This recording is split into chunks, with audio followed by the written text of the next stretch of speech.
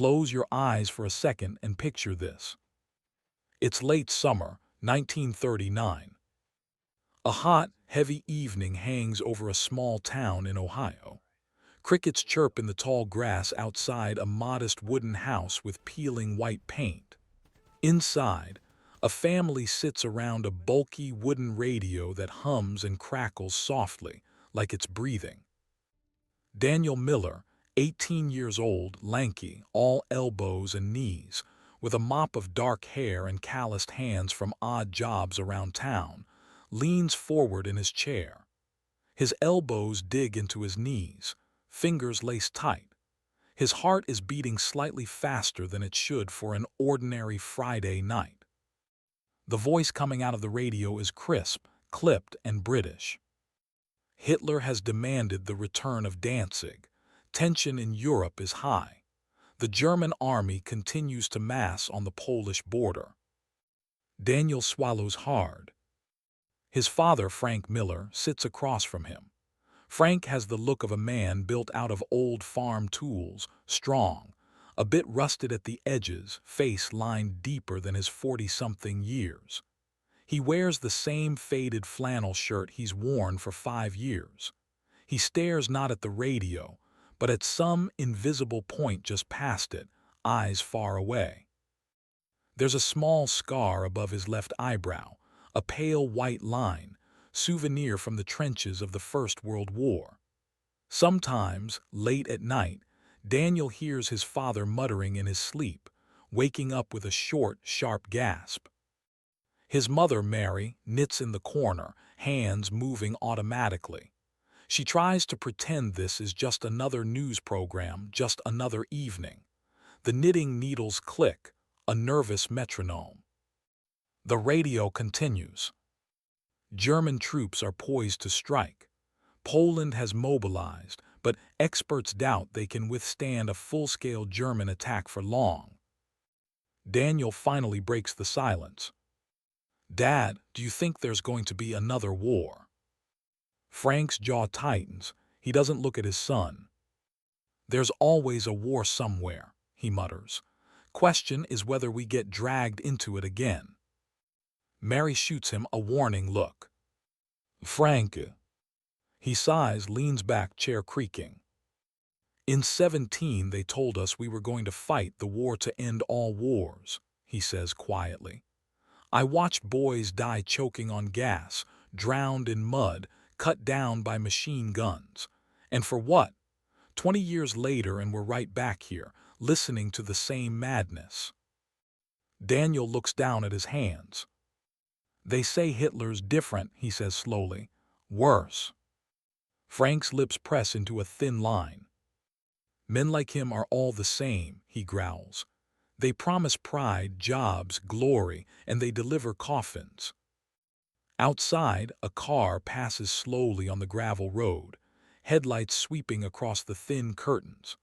The sound of tires on loose stone is oddly comforting, something familiar in a night that feels anything but.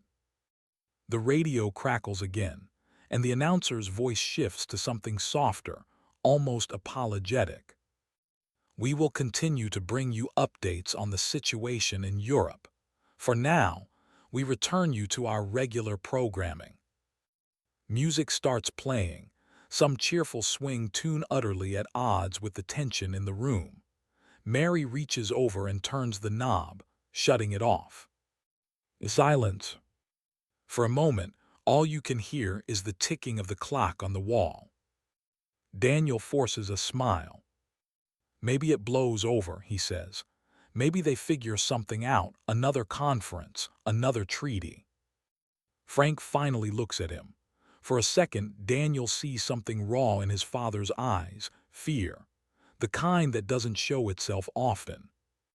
"Treaties don't stop bullets, Danny," he says. "Remember that." He reaches into his shirt pocket, pulls out a crumpled pack of cigarettes, thinks better of it, and sets it down instead. "Go to bed," he adds, softer. "You've got work at the store in the morning." Daniel nods, stands, hesitates. "Dad, if there is a war, we're safe here, right? I mean, it's Europe, it's far." Frank doesn't answer right away. He glances at the dark window where his own reflection looks back at him. "Atlantic Ocean's big," he says at last, "but it's not as big as it used to feel." He forces a smile that doesn't quite reach his eyes. "Go on, get some sleep." Daniel heads to his small room, lies in bed staring at the ceiling. The summer air is thick. The sheets cling to his skin. He hears distant laughter from kids still outside, catching fireflies, pretending the world is simple. He closes his eyes and sees maps from his old school textbook. Germany, Poland. A Europe cut into strange shapes by strangers' pens. He has no idea that in less than 3 years, he'll be on a ship crossing the Atlantic, heading straight toward that map. But for now, he's just a boy in Ohio, trying to sleep while a storm he can't see gathers an ocean away. That same night, hundreds of miles east, another young man stares at another ceiling. Hamburg, Germany. The room is narrow, clean, disciplined, like its occupant. A military trunk sits at the foot of the bed. A neatly folded uniform hangs on the back of a chair. Boots, polished to a dull shine, stand together like obedient dogs by the door. Carl Weber is 19. Blonde hair, sharp cheekbones, gray eyes that look older than they should. He lies on his back, hands behind his head, listening to the distant clank and hum of a city under blackout orders. From the kitchen, his mother's soft voice drifts in, singing an old lullaby to his little sister. It should be comforting. Instead, it makes his throat tighten. On the wall above his bed is a poster of Adolf Hitler.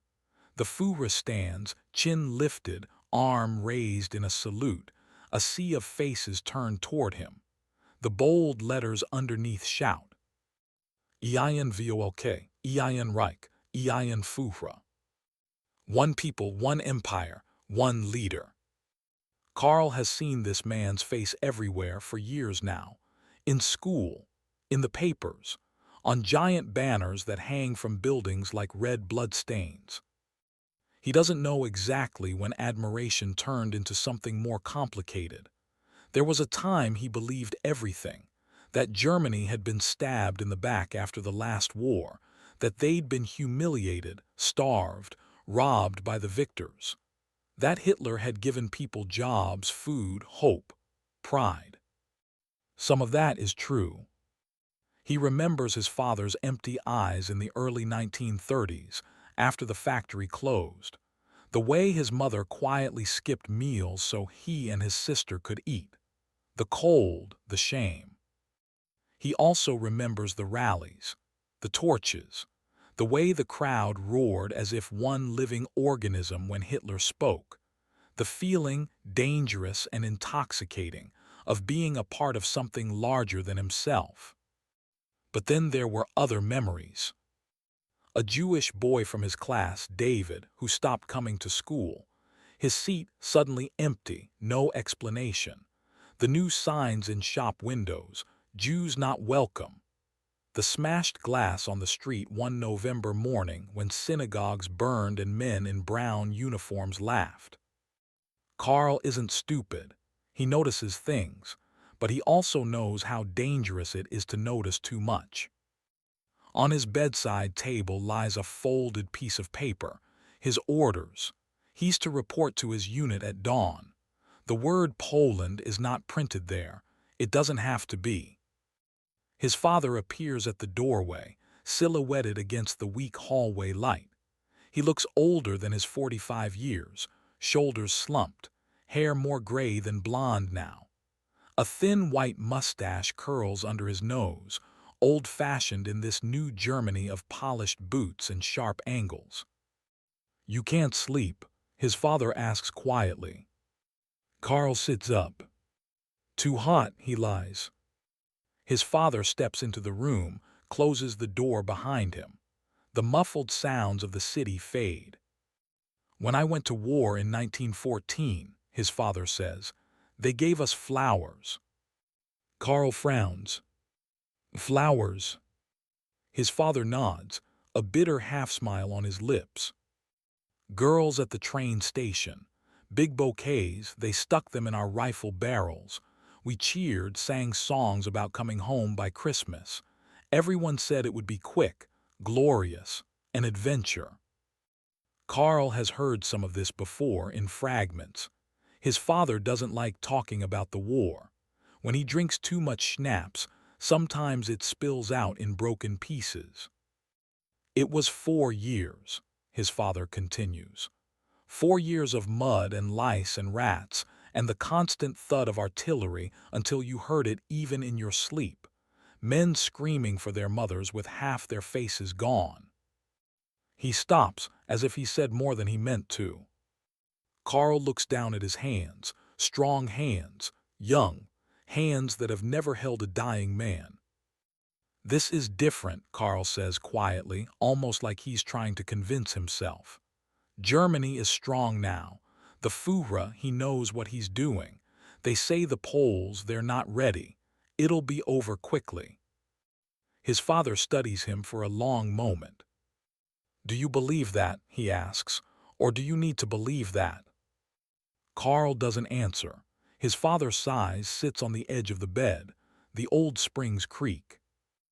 I thought we fought in the last war so you wouldn't have to, he mutters.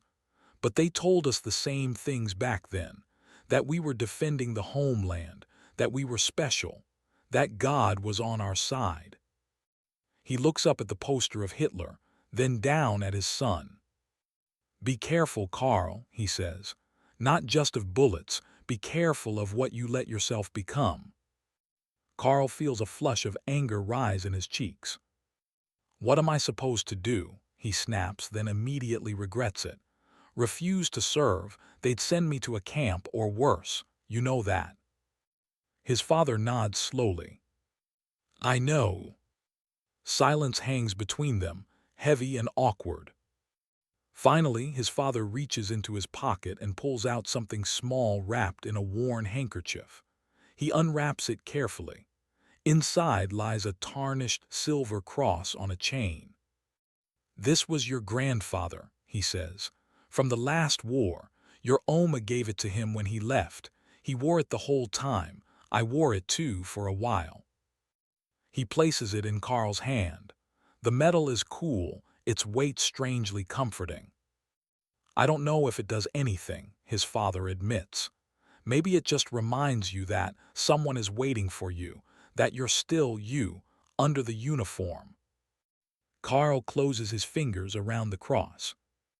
Thank you, he says, his voice hoarse. His father stands, puts a rough hand on his shoulder for a second, then leaves the room. Outside, somewhere far away in the dark, trains are being loaded.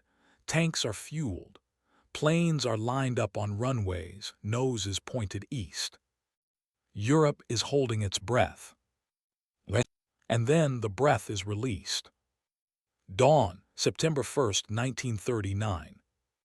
The sun is just beginning to smear pale orange across the sky over Warsaw, Poland. The city is waking slowly, shopkeepers dragging up metal shutters, streetcars rattling on their tracks, women carrying baskets to the market. In a narrow street of old buildings with cracked facades, a 15-year-old girl named Anya Kowalska ties back her dark hair with a faded ribbon. She stands on a small balcony, watering a tray of thin, stubborn flowers that her mother insists on keeping alive.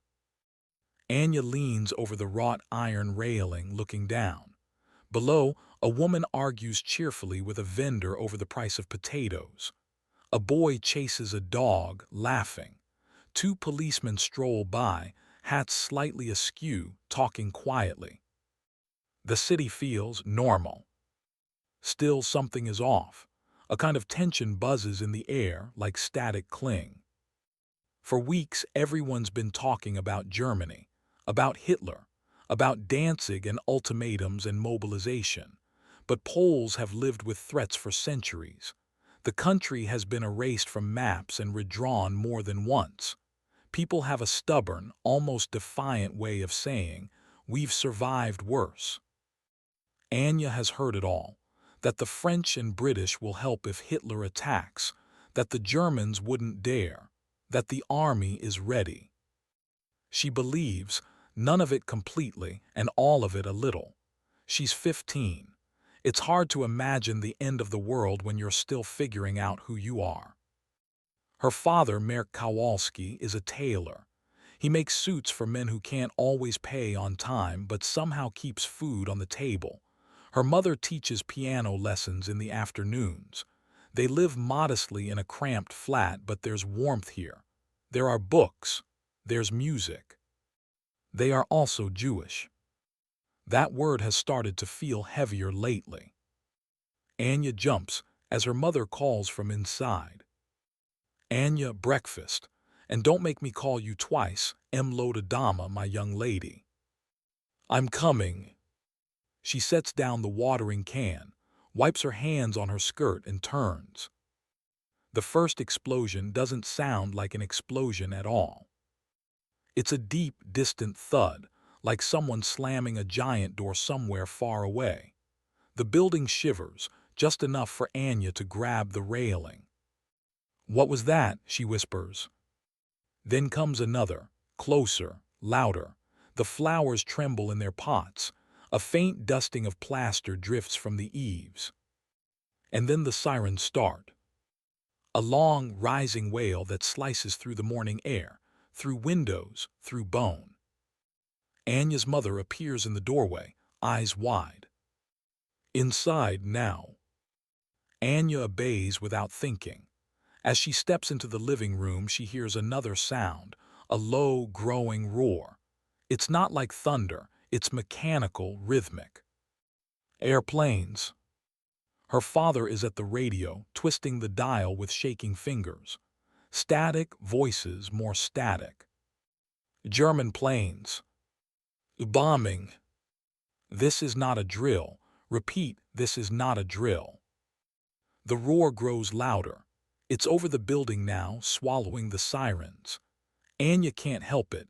She rushes back to the balcony, her mother shouting her name behind her. She looks up. For a moment, it almost looks beautiful.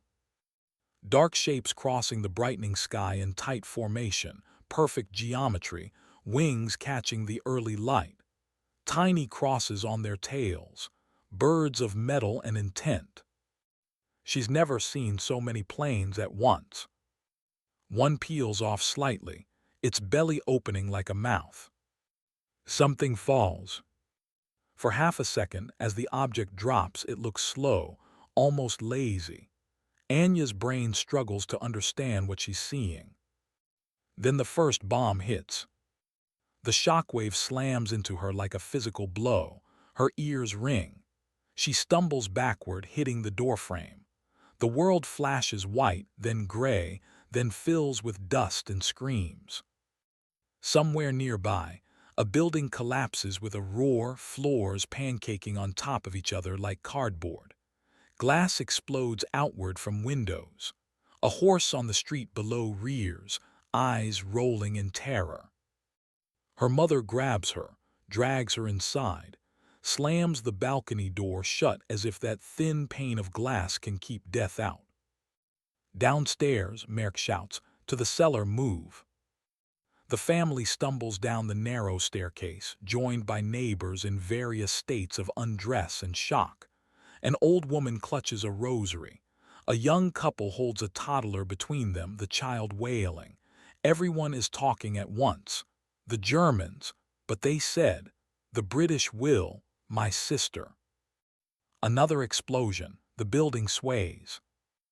In the dim, damp cellar, lit by a single weak bulb, they huddle together like animals in a burrow while the sky above them tears itself apart. Anya's breathing is too fast. Her chest feels tight. She grips her mother's hand so hard her knuckles hurt. This can't be happening, she whispers. It can't, it can't. Her father presses his lips to her hair. It is, he says simply. It is Moja Kachana, but so are we, remember that. He doesn't say, for now. Someone in the corner whispers a prayer in Hebrew, another in Polish, another in silence. Above them, bombs fall on Warsaw. At the very same moment, on the other side of that falling line of planes, Carl stands in the back of a rumbling army truck, gripping his rifle so tightly his fingers ache. The convoy moves steadily along a narrow Polish road, cutting through fields of late summer wheat. The air smells of gasoline and dust. Sunlight flashes on the metal of tanks ahead, on helmets, on weapons. This is it, he thinks. It's really happening. He'd imagined war as a kind of chaos, but this feels organized, efficient. Men in green-gray uniforms sit packed shoulder to shoulder, faces strained but mostly calm. They've trained for this. They've chanted slogans, drilled with wooden rifles until their muscles memorize the movements. But training grounds don't shake with distant artillery. In the sky above, the Luftwaffe's Stukas dive, their sirens screaming, a man-made howl designed to terrify. In the distance, columns of smoke already rise, smearing the clean horizon into something ugly. The soldier next to Carl, a broad-shouldered Bavarian named Otto, grins, though his eyes are a little too bright. "Listen to that," Otto shouts over the truck's engine. "They won't know what hit them. 2 weeks, they say, Poland finished. Then we all go home heroes." Carl forces a smile. 2 weeks, he echoes. He thinks of his father's words, "Be careful what you let yourself become." He looks at the thin line of trees ahead, at the villages they pass. Whitewashed cottages, chickens scattering, faces peeking from behind curtains, some curious, some terrified. He wonders if anyone on this road thinks of him as a hero. The truck slows suddenly. They're shouting up ahead. The convoy grinds to a halt. Engines idle, men shift, rifles clink softly. "What's happening?" someone calls. One of the sergeants jumps down, jogs toward the front of the column. Carl wipes sweaty palms on his trousers. His heart is beating uncomfortably fast now, as if it knows something his brain is still pretending not to recognize. Then he hears it, the staccato crack of gunfire, not from the planes, closer, on the ground. The sergeant runs back, barking orders. "Out, out, move, take positions along the ditch, quickly, you idiots, move." Men spill from the trucks, some stumbling, some leaping cleanly. Carl jumps, lands harder than he means to, knees jolting. The earth feels strangely solid under his boots, as if offended at what's about to happen on its surface. They scramble to the side of the road, dropping into the shallow ditch. Dirt crumbles under his fingers. He presses himself against the earth, rifle clutched to his chest, pulse thudding in his ears. Ahead, maybe 200 meters away, small figures move along a tree line. "Polish cavalry," someone whispers, incredulous, "on horses." It's almost absurd, a picture from another century. Men on horseback, uniforms slightly faded, sabers glinting in the sun. Dust kicks up around hooves. Carl blinks. They're really going to charge.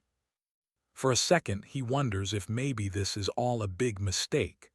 If someone will blow a whistle, call it off, and everyone will just go home. No whistle comes. "Ready," the sergeant bellows. "On my command, remember your training." Carl pulls the bolt back, loads a round. His hands shake. He forces them to steady. He's done this 100 times on a clean range with targets that never moved, never looked back. The Polish riders let out a shout, a raw, wild sound that sends a chill down his spine. They charge. Fire. The world narrows to a single action, Carl's finger squeezing the trigger.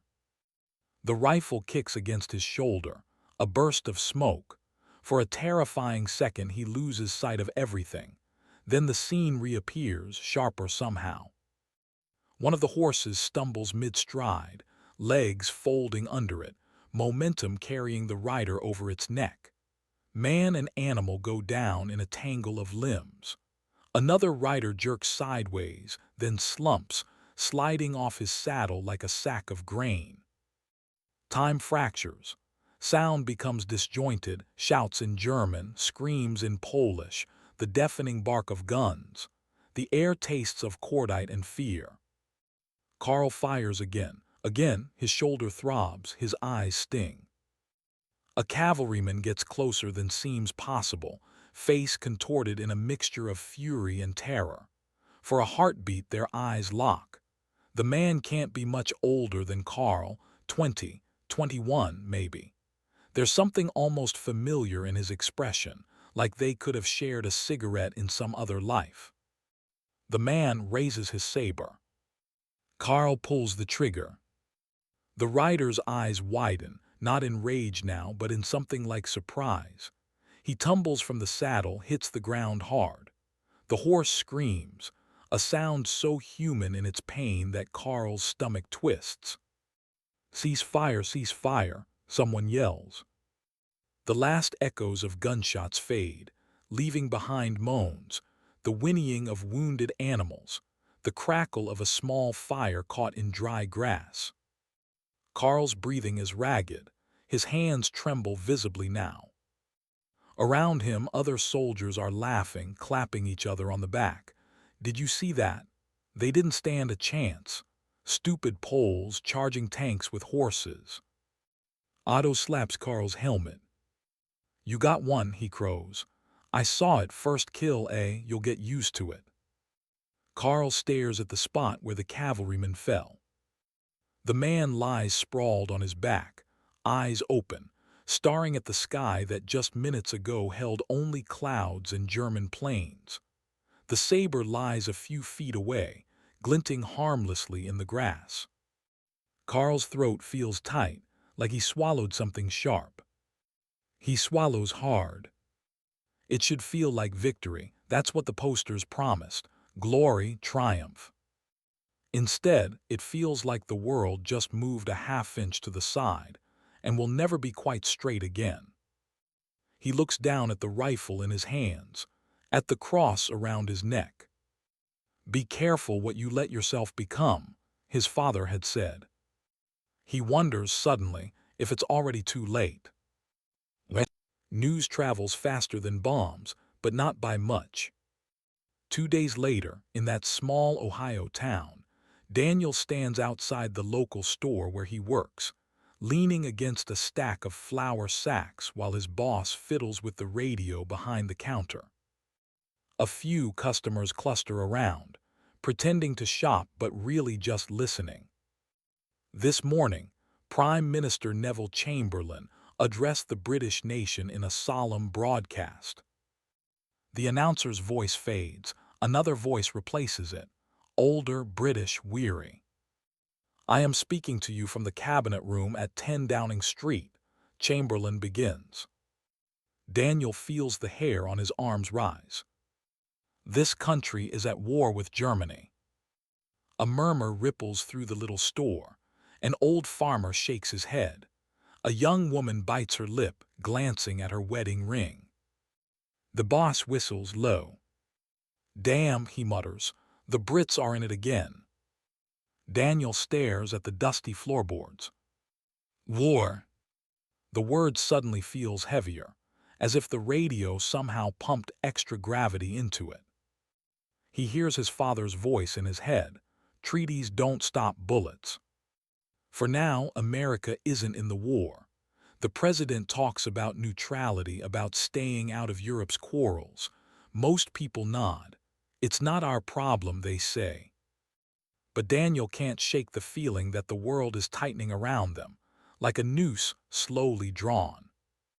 He glances up at the sky, bright and impossibly calm, and wonders how long that calm will last. Back in Warsaw, there is no calm. Days blur into nights, nights into days. The sun rises and sets behind a veil of smoke. The city fights, then crumbles, then fights again. In September's chilled evenings, Anya and her family huddle in the cellar while the ground shakes and dust falls on their hair like gray snow. When the bombing pauses, they emerge carefully, stepping over shattered glass, avoiding unexploded shells, helping neighbors pull each other from rubble. They line up for bread that runs out too quickly. They listen to rumors that the French have launched an offensive in the West, that the British are bombing Berlin, that Polish troops have pushed the Germans back. Most of the rumors are lies. Some are wishful thinking. A very few are hopeful fragments of truth. But the truth that matters most comes on September 17th, like a second knife in the back. The Soviet Union invades from the east. Anya hears it from a breathless boy who runs down the street shouting, "The Russians! The Russians are coming from the other side." At first, no one believes him. Then confirmation crackles from the radios. The country has been split, carved up in secret. Poles stare at each other in stunned disbelief, as if they've all been collectively betrayed by the universe. Her father comes home that evening with a look on his face she's never seen before. Not anger, not even fear. Resignation. "What does it mean?" she asks. He takes off his hat, turns it in his hands. "It means," he says slowly, "that no one is coming to save us." She swallows. "We still have the army," she insists. "The resistance. People won't give up." He looks at her, eyes shining in the dim light. "Poles never give up," he agrees softly. "That is our curse, and sometimes our blessing." He places a hand gently on her cheek. "But we are Jewish, Anya. That may matter more than you think." "What does that have to do with?" She stops. Of course she knows. She's read the headlines about Nuremberg laws. She's heard about Kristallnacht. She's seen the way some of their Polish neighbors look at them lately, with pity, with discomfort, with something like distance. She thinks of the Star of David necklace hidden in her drawer, the one she wears only inside now. "What will they do to us?" she whispers. He exhales slowly. "I don't know," he admits, "but whatever comes, we face it together, all right." She nods, though she doesn't feel convinced. Together feels like a fragile word against tanks and bombs. In Berlin, in Hamburg, in Munich, church bells ring. Officially, they ring for victory. Radio announcers declare that Poland has been crushed with lightning speed. Crowds are shown cheering in newsreels. Hitler appears on balconies, basking in adoration. In private, some Germans stare at the casualty lists and wonder if this is only the beginning. Karl sits on a rough wooden crate near a field hospital, helmet dangling from one hand, staring at his boots. They're caked in dried mud and something darker he doesn't want to identify. He has survived the campaign. He has also seen things that will never leave him. A Polish village burned to the ground, charred beams pointing accusing fingers at the sky. A row of civilians lined against a wall, shot as partisans. A child's doll, face blackened, one glass eye shattered. He told himself at first that these were exceptions. That war is messy, that bad things happen, that his job is to follow orders, not to question them. Lately, the exceptions feel more like the rule. Otto drops down beside him, handing him a cigarette. "You look like hell," Otto says lightly. Karl accepts the cigarette, lights it with shaking fingers.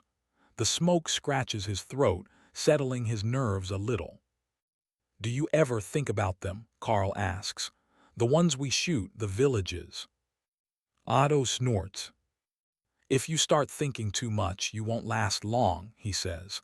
"They'd kill us if they could. The Poles, the Jews, all of them. The Führer knows what he's doing. We're making Germany strong again. You want to go back to begging for bread." Karl doesn't answer. He takes another drag, coughs. Otto claps him on the shoulder. Besides, he adds, this was easy. Next time might not be. Better get used to it. They say France is next. France. Karl looks west, as if he could see all the way across Europe to the country that defeated Germany last time. For the first time, a small, treacherous voice in the back of his mind whispers, "What if we don't win? What happens then?" And far away, across the ocean, in classrooms and bars and farm fields, Americans like Daniel read the headlines and shake their heads. Germans took Warsaw, someone says at the diner between sips of coffee. Poor bastards, those Poles. Not our war, someone else replies. Let Europe burn if it wants to. We got our own problems. Daniel carries crates in the back of the store, muscles burning, sweat dripping down his back. He hears snatches of news from the front of the shop. Britain and France have declared war. German U-boats in the Atlantic. Roosevelt promises to keep us out of foreign wars. At night, lying in his narrow bed, he thinks of maps again, of faces he's never seen. A boy on a horse charging tanks. A girl in a basement clutching her father's hand. A young German kneeling in a muddy ditch, cross cold against his chest. He doesn't know their names, he never will. But the world is shrinking. The distance between Ohio and Warsaw, between Hamburg and New York, feels smaller with every broadcast, every headline. Somewhere in him, a quiet certainty starts growing, like a seed cracking its shell. This won't stay over there forever. The storm that started with tanks rolling into Poland is only the first gust of wind. The real hurricane is still building. The storm takes its next shape in the spring of 1940, under a gray, low French sky that smells of rain and exhaust. Karl stands pressed against the inside wall of a rattling train car, his helmet bumping the wood with each sway. The air is thick with sweat, tobacco, and nervous silence. Somewhere farther down the car, someone hums a tune off-key, trying to sound casual and failing. Outside, he knows, is France. To a boy growing up in Hamburg, France was a place from stories. The enemy in his father's bitter tailies, a name printed on old medals in a drawer, cafe umbrellas in postcards he once saw in a second-hand shop. Now it's fields and forests blurring by through small, barred windows. The train slows, brakes screeching. Men shift, stretch cramped legs. Almost there, Otto says, rolling his shoulders. You ready? Karl manages a half-smile. As ready as I was for Poland, he answers. Otto grins. That went well for us, didn't it? Karl doesn't say what he's thinking. Went well, for them, meant something very different for the people whose towns they marched through. The doors slam open with a metallic crash. Fresh air floods in, cold and damp. A sergeant appears, face hard. Out, move it, equipment checked and ready. This is no exercise, boys. They spill from the car into a world of mud and trees and distant, scattered gunfire. French countryside, but not the romantic one from paintings. This France has trenches hastily dug along hedgerows, concrete bunkers disguised under earth, the jagged remains of houses shelled days earlier. Remember your orders, the sergeant barks as they form up. We break through their lines fast. Our tanks and Stukas did most of the work. We finish it. No mercy for resistance. No hesitation. Understood. A sloppy chorus of jowl answers him. They start forward, boots squelching in wet soil. Overhead, the sky growls. Not thunder, but artillery. Occasional puffs of black smoke bloom high where anti-aircraft guns reach for invisible planes. Karl checks the bolt on his rifle, feels the familiar weight of it. the way it has already begun to fit his shoulder like an extension of his own body. He hates that familiarity and depends on it. They move through a stand of thin trees, the smell of sap and churned earth filling his nose. Somewhere ahead, a machine gun sputters, short frantic bursts. Men duck instinctively as if the bullets already buzz among them. They crest a small rise and see it, a French position carved into the far side of a shallow valley. Sandbags, a few concrete pillboxes, men in horizon blue uniforms moving, shouting, barely more than colored smudges at this distance. To their left, German tanks grind forward, squat metal beasts shrugging off small arms fire.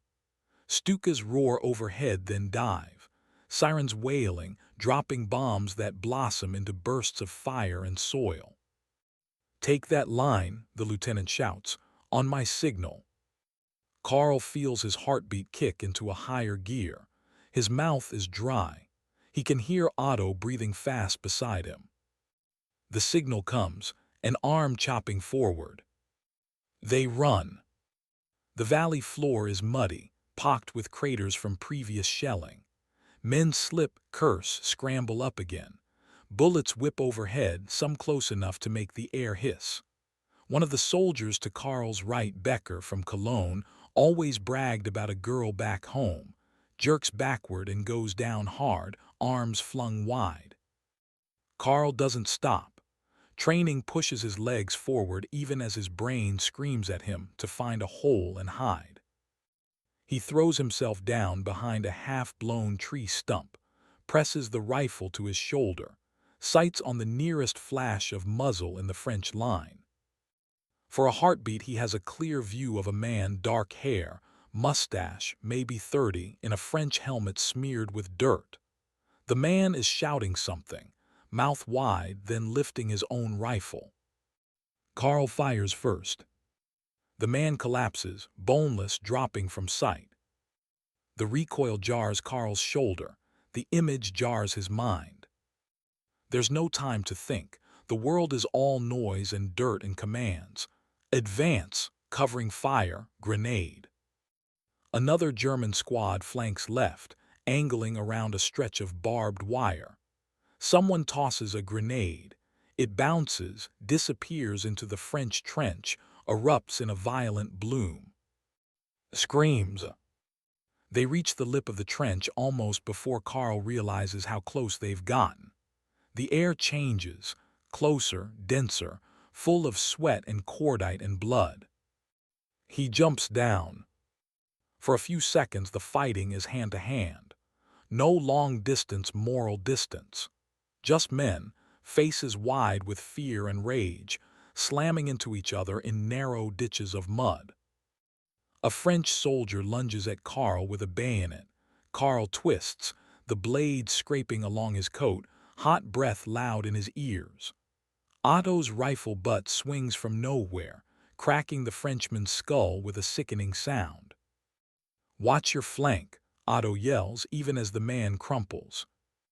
It's over faster than his mind can catch up. Silence descends in jagged pieces. A Frenchman somewhere gurgles, then stops. A German soldier laughs wildly, too high-pitched. Someone vomits. Carl stands there, chest heaving, boots sinking in mud that isn't just mud anymore. His hands are shaking, but his body, his treacherous, well-trained body, has done everything it was supposed to do. The lieutenant's voice cuts through the disjointed quiet. "Good work, position taken. Hold this line, watch for counterattack." Carl leans against the trench wall, closes his eyes for a second. Images flicker behind his lids, faces, a spray of dirt, a Frenchman's eyes going wide. Otto claps him on the back. "We're winning," Otto says, almost jubilant. "They're running all over the place. Our panzers are already crossing the Meuse. Paris next, you'll see." Carl forces his eyes open. "Yeah," he answers softly, "we're winning." He doesn't say what presses against his ribcage like a stone. If this is what winning looks like, What does losing feel like? Above them, somewhere far off, a church bell tolls once, twice, sound carried on the wind. It could be ringing for victory. It could be ringing for the dead. It's probably doing both. Months pass. Maps change. Germany sweeps across Western Europe with terrifying mechanical efficiency. Denmark, Norway, Belgium, the Netherlands, they fall like dominoes. France, proud France, surrenders in June. Photos of Hitler in Paris flash across the world's papers. The Führer standing stiffly in front of the Eiffel Tower, boots planted, as if he alone has conquered the city. In Hamburg, Karl's mother looks at that photograph and feels something twist unpleasantly in her chest. Pride, yes, but mixed with unease so strong it tastes metallic in her mouth. In Ohio, Daniel studies the same photo in the local paper while he stocks shelves. The picture is grainy, but Hitler's posture is unmistakably triumphant. Didn't take him long to fold, the store owner says, clicking his tongue.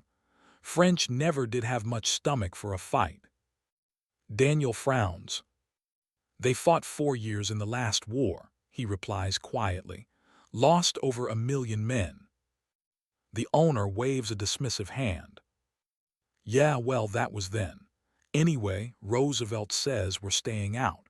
Let the Europeans handle Europe. A customer nearby, a man in a worn suit smelling faintly of pipe tobacco, interjects. As long as the British hold out, maybe, he says. But if England falls... He trails off. Nobody wants to finish that sentence out loud. Daniel folds the paper, but the image of that small, dark-haired man at the foot of the Eiffel Tower stays with him. It feels wrong, like seeing a wolf lounging in your living room chair. Across the Atlantic, that same summer, Londoners paint their windows black at night and tape the glass in crisscross patterns meant to catch flying shards when the bombs come. Not if. When. We could follow 1,000 people through this city, the grocer on the corner, the nurse pedaling furiously to the hospital, the boy dragging a toy car down the stairs to the shelter. But for now, picture one. Her name is Alina Reed, Ellie to everyone who knows her. She's 22, with ink-stained fingers from her job as a secretary at the Ministry of Information. Dark hair pulled into a no-nonsense bun that comes loose by lunchtime. Tired eyes that still, somehow, manage humor. The sirens start one evening as she's hurrying home, clutching a brown paper parcel of scarce groceries. That long, undulating wail, rising, falling, drilling into her spine. People around her move as one like a flock of startled birds.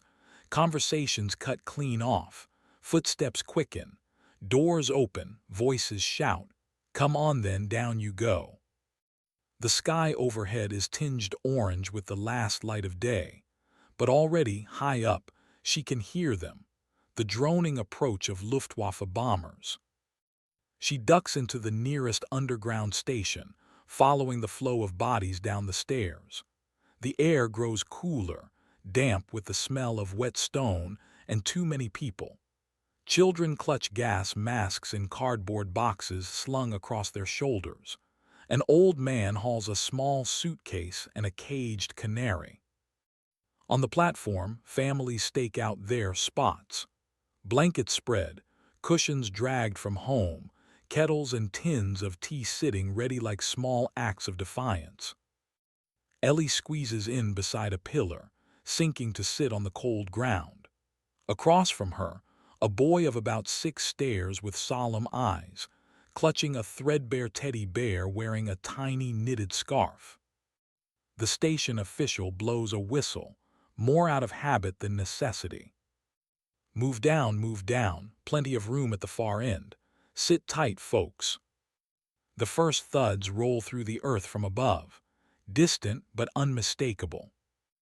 It's a strange experience, hearing your city bombed from beneath it.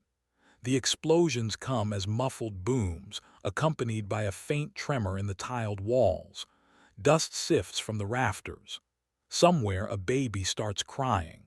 Someone else begins to sing softly, a thin, wavering tune that others pick up a line at a time. We'll meet again, don't know where, don't know when. Ellie wraps her arms around her knees. She thinks of the last letter she got from her older brother, Tom, now somewhere off the coast in the Royal Navy. He'd written cheerfully about bad food and good comrades, about the dull monotony of patrols. He hadn't mentioned the possibility of never coming back. None of them do. You don't write that kind of thing in letters home. The ground shakes more violently. One of the bulbs overhead flickers, then pops, plunging a section of the platform into deeper shadow. Someone swears under their breath. "Blimey, they're giving it some tonight," the woman next to Ellie mutters, readjusting the sleeping baby on her chest. Ellie nods. "Wonder which poor streets copped it this time," she says. This has become a macabre part of the new routine. Emerging in the morning to find which shops are now piles of rubble, which homes are cratered scars. Sometimes it's strangers' houses. Sometimes it's your friend. Twice now it's been painfully close to hers. She imagines the plains above them, black silhouettes moving in formation against the night, bay doors yawning open, bombs tumbling down toward the intricate web of streets and stories. She pictures, unbidden, the faces inside those planes. Young German men with pictures of mothers and sweethearts folded in their pockets. Men who might, had the world spun slightly differently, have been sitting across from her on a park bench, sharing a cigarette. Instead, they're dropping explosives on her city. In the same instant, in some anonymous fighter plane high over the channel, a British pilot is trying to shoot those bombers from the sky. Alone in his cockpit, feeling the engines rumble through his bones, eyes scanning the darkness for faint outlines of enemy wings. Some of those bombers will go down in flames, crashing into fields or the sea. Most will get their payloads out. The city will burn again tonight. It's become a grim rhythm. The station shudders with another near hit. Someone screams. The boy with the teddy bear flinches, eyes wide, then looks at Ellie. "Are we going to die?" he asks her bluntly. The question catches her off guard. She opens her mouth, then closes it. She could say, "No, of course not," in a bright, false tone. Instead, she leans forward a little. "Not tonight," she says, with as much certainty as she can muster. "Not if I have anything to say about it." The boy considers this, then nods, reassured by the confidence in her voice more than the words themselves. "Okay," he says. He relaxes just a little and leans against his mother's side. Ellie looks at the cracked tiles, the scuffed shoes, the posters half hanging from the walls urging people to keep calm and carry on. She doesn't feel calm, but she is undeniably carrying on. Above them, flames lick at the London sky. The city bends but does not break. Wars don't pause for anyone's private catastrophes. They simply keep folding more lives into their fire. In Warsaw, by now firmly in German hands, Anya's world has shrunk. At first, under occupation, there were simply rules. Germans in gray-green uniforms striding through the streets, barking orders in harsh accents. Polish signs ripped down, replaced with German. Curfews. Ration cards. Then came the rules for Jews. Wear the white armband with the blue Star of David. Don't ride the trams. No public parks, no schools. No, no, no. At 15, going on 16, Anya experiences the sensation of becoming less in her own city. Less allowed, less welcome, less visible except where they want to see her. Whispers travel fast. They're talking about a Jewish quarter. One part of the city, all of us there. They're building walls. When the Germans finally announce it, it feels almost like a rumor made concrete. All Jews of Warsaw are to move into a designated area. Those already living there are forced to cram in with others. Those outside are given a few days to pack their lives. Merck comes home one evening with the news fully, officially confirmed. "We have to go," he says simply. Her mother, jaw clenched tight, moves in small, controlled motions, gathering things. Clothes, blankets, some dishes, his tailor tools, the few treasured books they own. She pauses over the piano, fingers hovering above the keys. "We can't take it," she whispers. Her eyes fill just for a moment, then she blinks hard and turns away. "You can play in the new place," Merck says softly, though none of them really believe there will be room for a piano where they're going. The ghetto.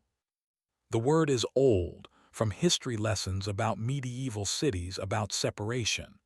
Now it comes back, newly sharpened. On moving day, the streets are clogged with carts, wheelbarrows, people carrying their lives on their backs. Furniture stacked precariously, mattresses tied with rope, children perched on top of bundles. A strange, slow parade of the dispossessed. Polish neighbors watch from doorways, some wave awkwardly, some look away. One woman, Mrs. Zielinska from down the street, steps forward as the Kowalskis pass, thrusting a small basket toward them. "Here," she says gruffly, "bread and—" She presses something into Anya's hand, closes her fingers around it. "Don't open that until you're there." Her eyes are bright with unshed tears, but her chin is stubborn. "We're not all like them," she says, jerking her head vaguely in the direction of some German soldiers watching the procession with bored interest. "Thank you," Merck says, voice thick. Anya clutches the basket. Inside, under a cloth, are a loaf of bread, a few wrinkled apples, and a small pouch. Later, in their assigned room, a cramped, peeling space shared with another family, she opens the pouch secretly. Inside are coins, all the small change the woman must have been able to scrape together. Guilt and gratitude flood Anya at the same time. She closes the pouch carefully, tucks it under a loose floorboard. The ghetto stinks of too many bodies in too little space, of sewage that can't be properly dealt with, of fear and desperation and the metallic tang of hopelessness. They are assigned one room for 4 people, her parents, her little brother Jacob, and her. Beds are improvised, a shared stove in the hall, thin walls through which other people's arguments and sobbing and laughter bleed at all hours. The walls around the ghetto rise brick by brick, topped with barbed wire. German guards with rifles patrol the gates. Signs warn, no one may leave, no one may enter without permission. The city that was once her whole world is now out there, on the other side of a wall. Inside, hunger begins. At first, the rations are meager but somewhat survivable. Then they get worse. Bread stretched with sawdust. Soup so thin it's mostly water. People begin to talk about calories per day, about black markets, about smuggling. Children, small, fast, desperate, squeeze through cracks in walls, slip into sewers, sneak out into the Aryan side to trade whatever their families can spare for food. Some don't come back. One afternoon, Anya watches from a cramped courtyard as German soldiers catch a boy about Jacob's age trying to crawl under a section of fence. They drag him out, beat him in front of everyone, then shoot him. The crowd is forced to watch. The message is clear. That night, Jacob whispers from his mattress on the floor. "Maybe I should try too," he says. "I'm skinny, I could fit, I could bring us bread." "No," their mother says sharply from the other bed. No, you will not, do you hear me? But, no. Her voice cracks on the second no. She's reduced herself to almost nothing, giving him portions of her own bread, but some hungers are bigger than what a mother's love can fill. Anya lies awake, staring at the cracked ceiling, listening to distant gunshots, closer coughs, her own stomach growling. She thinks of the boy in the yard, of his small, broken body. Her fists clench in the thin blanket. A thought comes, hot and shameful and new. I hate them. Not just fear, not just dread. Hate, a heavy, burning coal in her chest. She doesn't know yet that this hate won't be a straight line. That later, much later, it will twist and turn and complicate itself. For now, it's simple. Germans, uniforms, guns, walls. On the other side of Europe, a young German soldier sits in a field kitchen, stirring thin soup, staring into the steam. If Anya could see him, she might pour all her hate into his face. If Carl could see her, he might say he has nothing to do with any of this. They're both wrong and they're both right. In Ohio, the war is still something people read about over breakfast. Between cornfields rustling in the breeze and main streets decorated for small-town parades, the headlines declare other nations' tragedies in bold black letters. London bombed again. Warsaw GEWS forced into ghetto. Battle of the Atlantic RAGES on. Daniel reads them all. He goes to work. He helps his father fix the leaky roof before winter. He walks Mary Johnson home from church on Sundays, hands thrust deep in his coat pockets, trying not to say something stupid. He listens to Roosevelt on the radio, those fireside chats that somehow make the president feel like he's sitting in their living room, elbows on his knees, talking just to them. We must be the great arsenal of democracy, Roosevelt says one night, his voice warm but firm. We will extend to the opponents of force the material resources of this nation, but we will not send our boys to fight in foreign wars. Daniel's mother nods, relieved. His father says nothing, staring at the radio with that same faraway look he had back in '39. Do you believe him? Daniel asks later, out on the porch, where the cicadas buzz and the stars feel close enough to touch.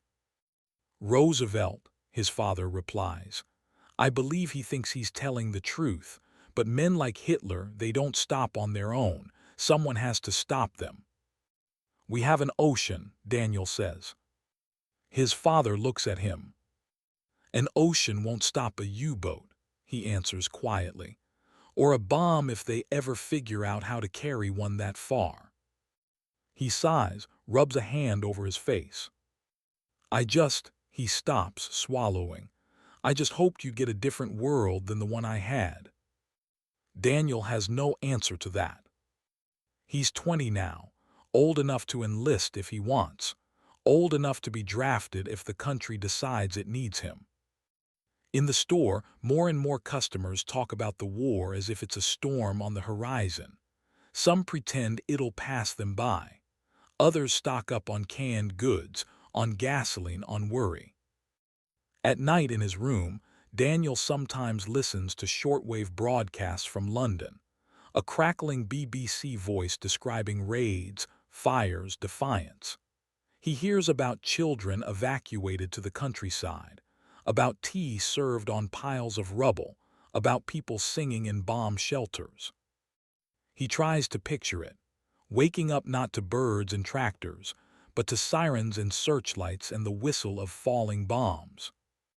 Some part of him feels pulled toward it, not out of morbid curiosity, but out of a growing sense that something huge is happening, and he's on the sidelines watching other people carry the weight. He doesn't yet know that history is already writing his name in its margins. Late 1941. The world has been at war for 2 years. Germany dominates most of Europe. Britain still stands, though battered.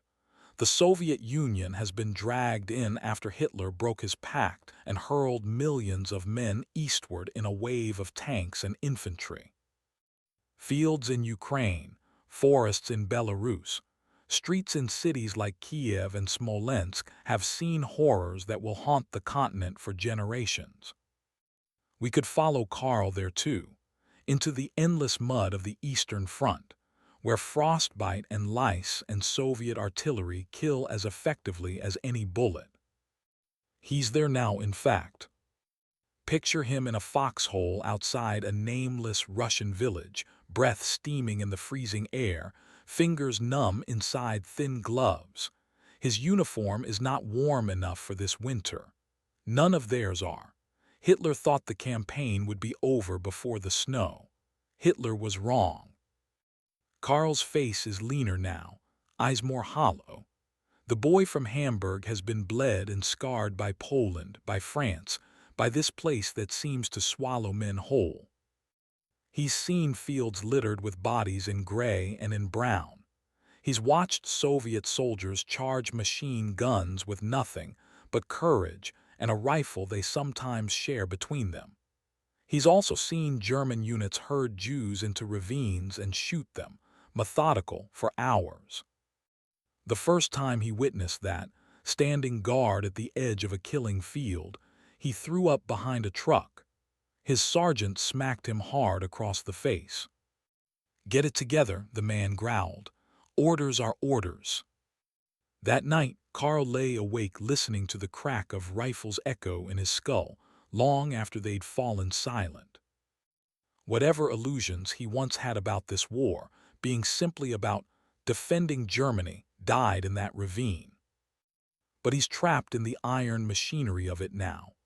Deserters get a bullet in the back of the head. Dissenters disappear.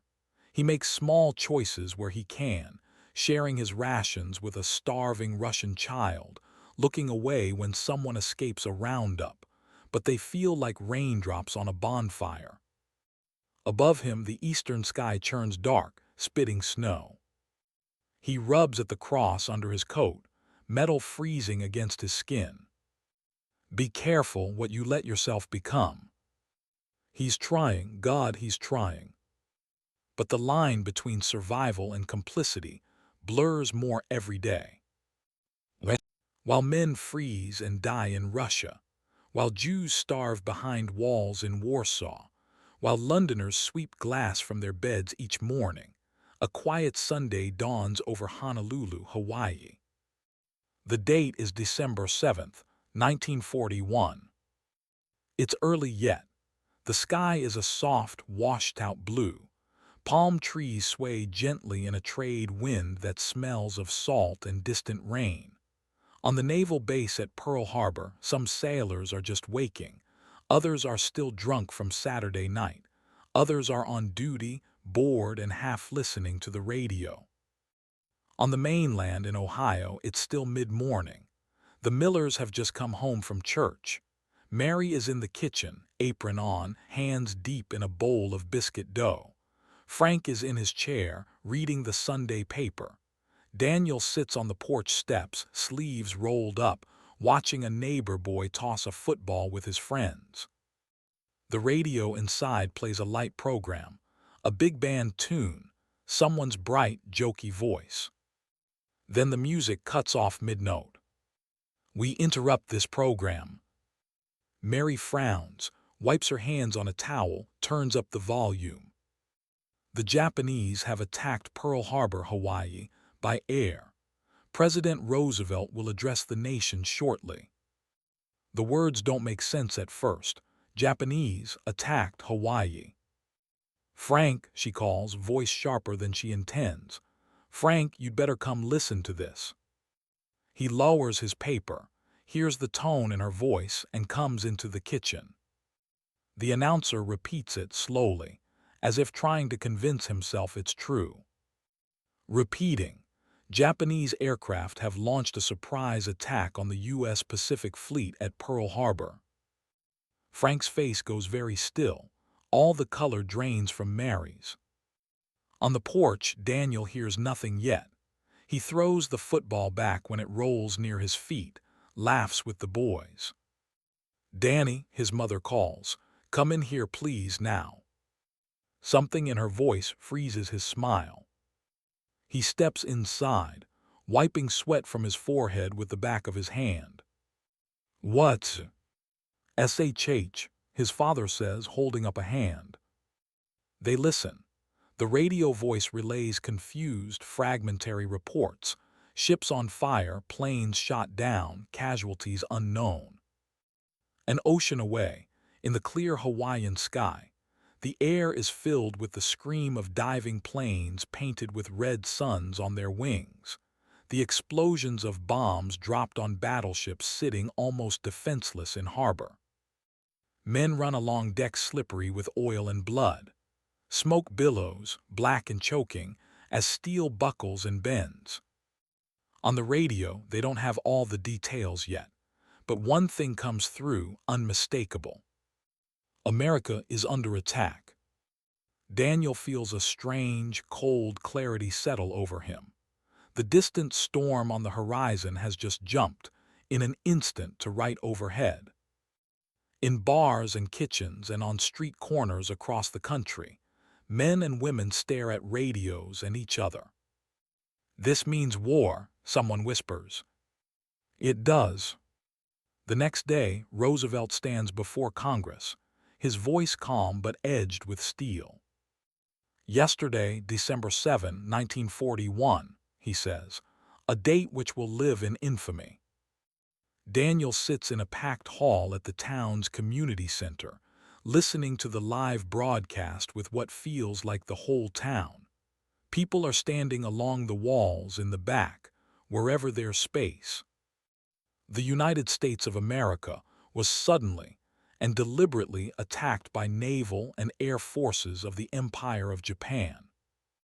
Roosevelt's words roll through the room, through radios in millions of rooms, through cars and shops and barracks.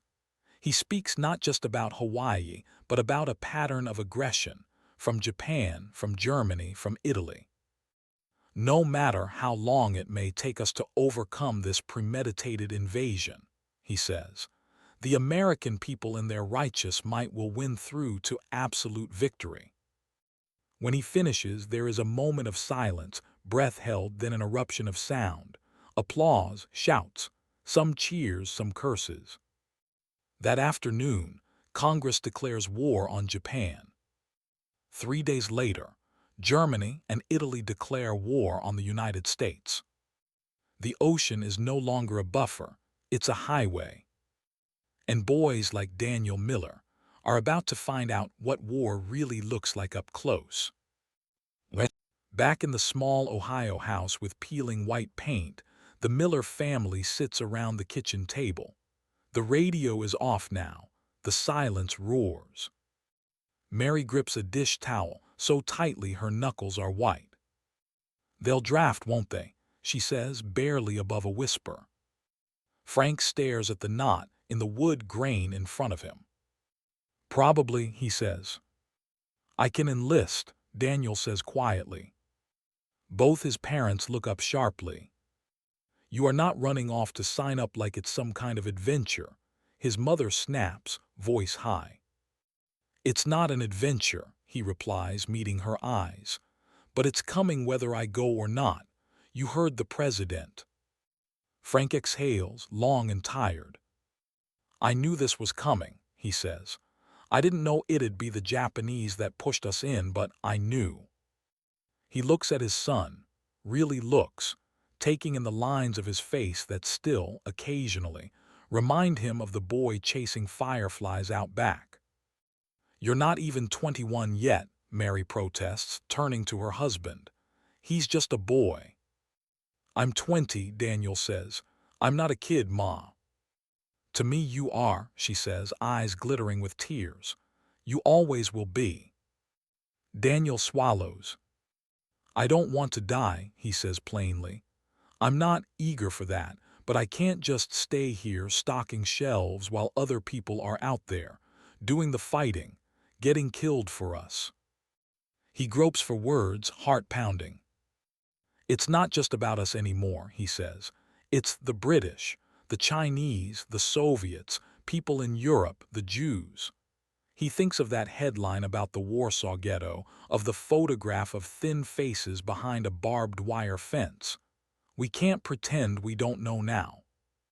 His father's gaze is unreadable, shifting between his son and the tabletop.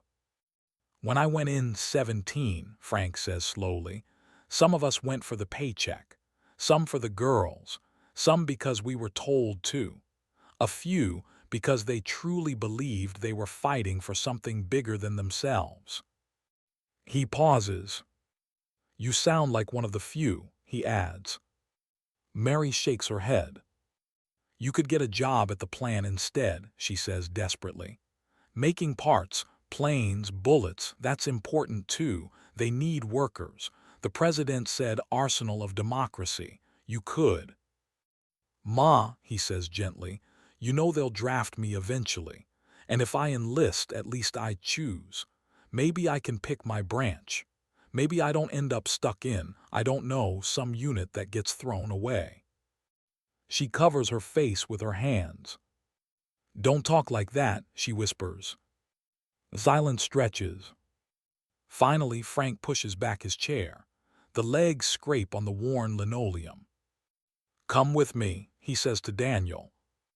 They step out onto the porch. The winter air is knife-sharp clean, their breath plumes white. For a minute, they just stand there. When I came back from France, Frank says quietly, I promised myself that if I ever had a son, I'd do everything I could to keep him out of a war. He laughs once without humor.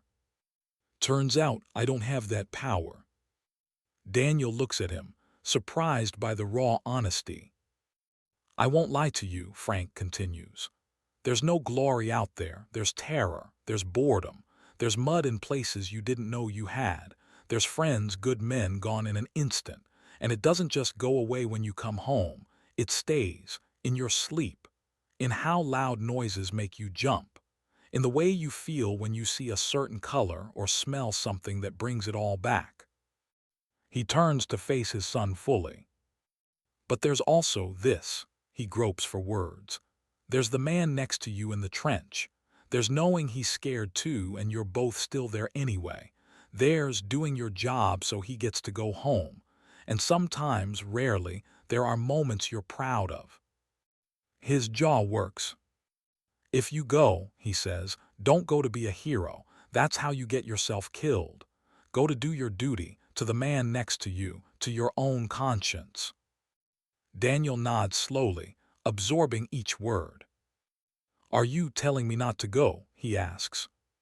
Frank looks up at the cold, clear sky. I'm telling you I wish there was a way for you not to have to, he answers. But if you've already decided, then I'll walk you down to the recruiter myself, so at least you're not going in blind. Emotion swells in Daniel's chest, mixed and confusing, fear, gratitude, determination. He extends his hand. His father looks at it for a second, then pulls him into a rough, tight hug instead. Come back to us, he says into his son's shoulder. Any way you can, you hear me. Yes, sir, Daniel says, voice muffled against his father's coat.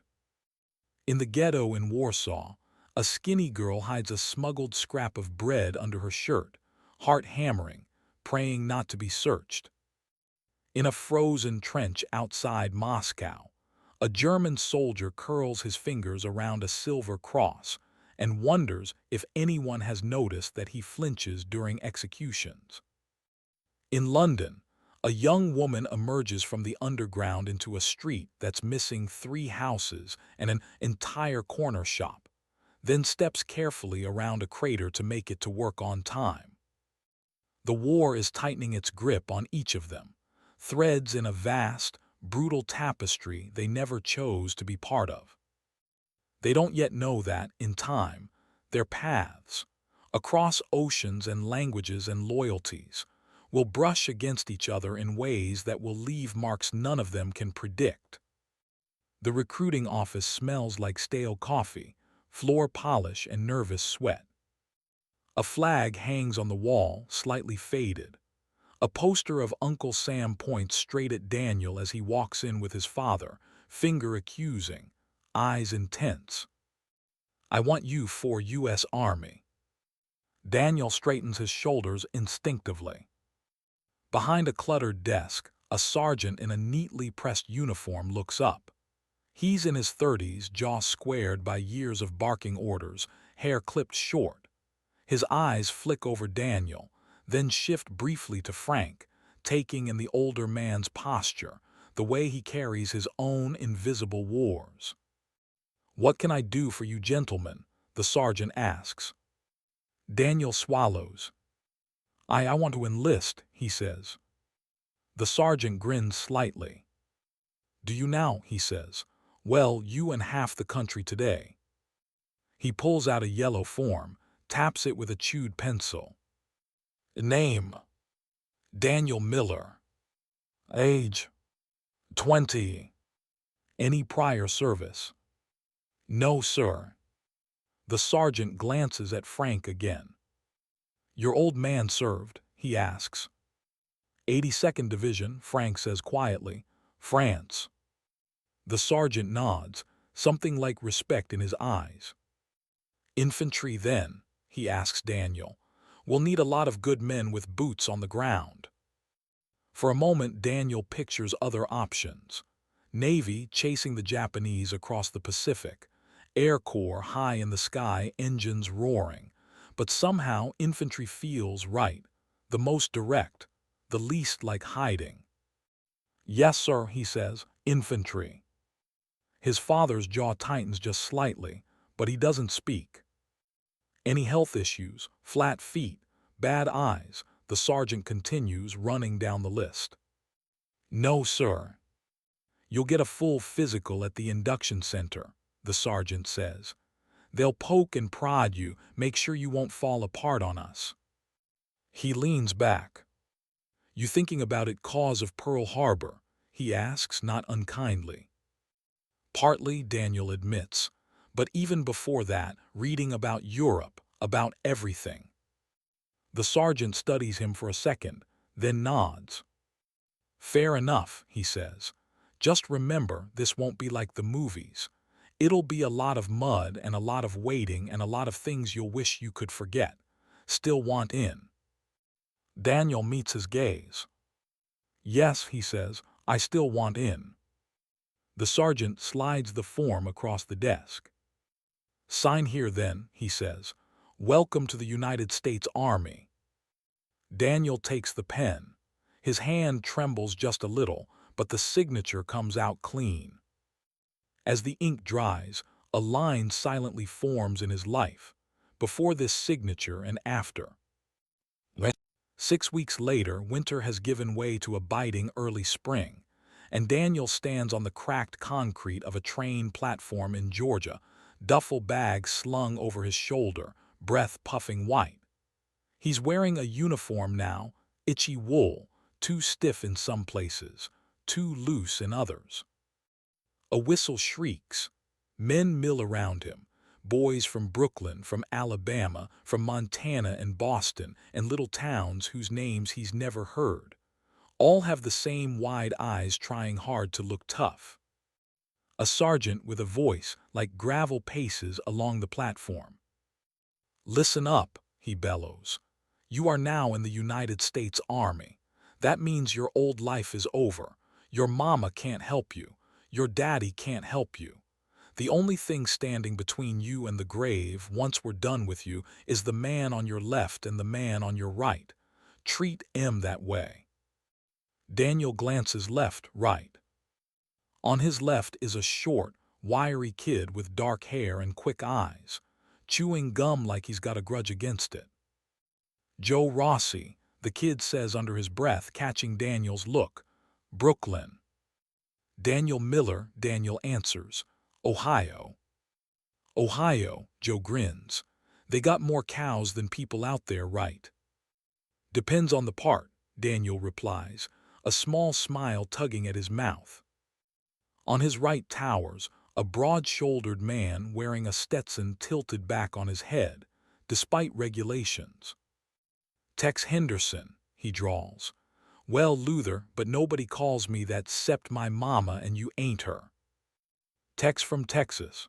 Daniel asks, because sometimes the world is that simple. Tex tips an imaginary hat. "Born and bred," he says. The train screeches to a halt. Cars clank, doors creak open. The smell of coal and hot metal wash over them. "Move, move, move," the sergeant shouts. "Find a seat, any seat, just get your sorry behinds on that train." They pile in, duffels bumping, laughter and nerves mixing in the cramped space. As the train lurches into motion, Daniel watches the countryside roll by, flat, green fields giving way to pine forests and red clay. Home feels very far away already. That feeling triples when they arrive at the training camp.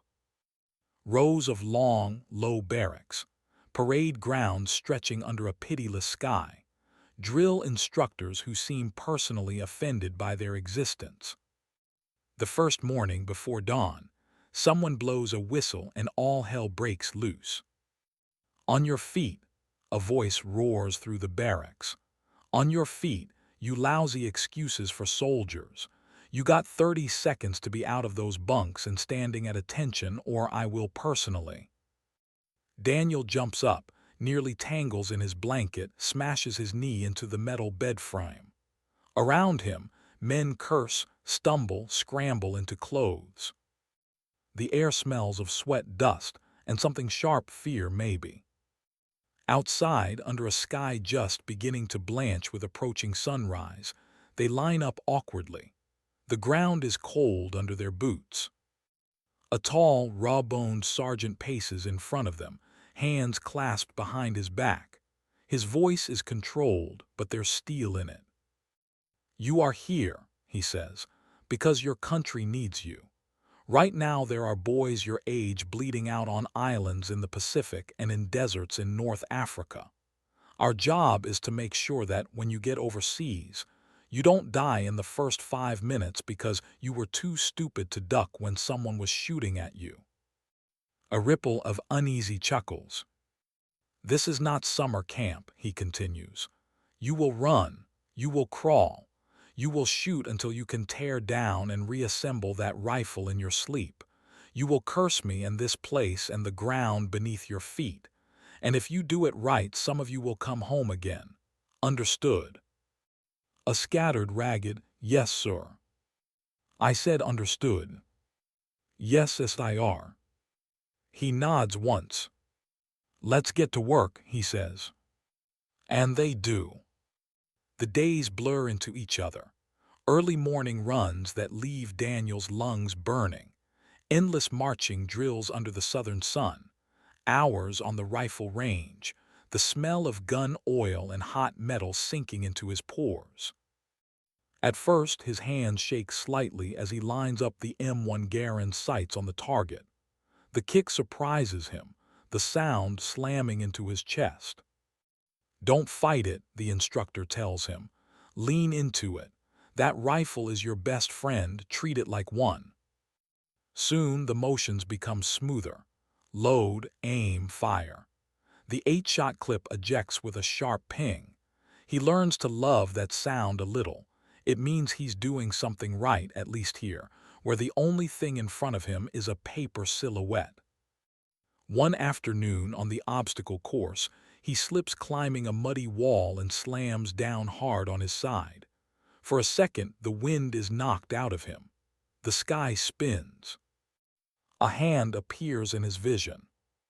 "Come on, Miller," Joe pants, grabbing his arm, hauling him up.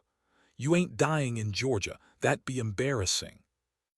Daniel gasps, laughs once, grabs the top of the wall with Joe's help, and hauls himself over. Later, during a rare break, they sit on the barrack steps, boots off, socks steaming in the cool air. "Why'd you join?" Tex asks, lazily flicking a pebble. "Pearl Harbor," Joe says immediately. "Bunch of guys from my block signed up. Couldn't be the one who stayed home. My ma yelled so loud the whole neighborhood heard. He shrugs, but his eyes darken slightly. My uncle fought in the last one, he adds. Are gone. They said he was never the same when he came back. Figured if it's gotta happen again, might as well get it over with. Tex tips his head back, looking at the sky. Money was crap back home, he says. Drought had us by the throat. Army feeds you 3 times a day, gives you shoes. Figured why not? They both look at Daniel. He takes a breath. He struggles to put it into words. Felt wrong, sitting in a store reading about other people getting bombed. The Brits, the Chinese, those folks in Europe, felt like if I could help and didn't, I'd have to live with that. Joe snorts softly. Look at Captain America over here, he says, but there's no malice in it. Tex nods slowly. A man ought to be able to look at himself in the mirror, he says. Nothing wrong with that. Letters trickle in from home, always read too quickly, then reread slowly over and over. Mary writes about the store, about shortages starting to appear, gas pegged, sugar rationed, rumors of rubber being next. She writes about the Johnson girl asking after him, a fact that makes his ears burn even in the privacy of his bunk. One day, there's a smaller envelope tucked among the usual ones. The handwriting on it is neat, careful, unfamiliar. He opens it eagerly. Dear Danny, it begins. I hope it's all right that I write you. Your ma gave me your address at church.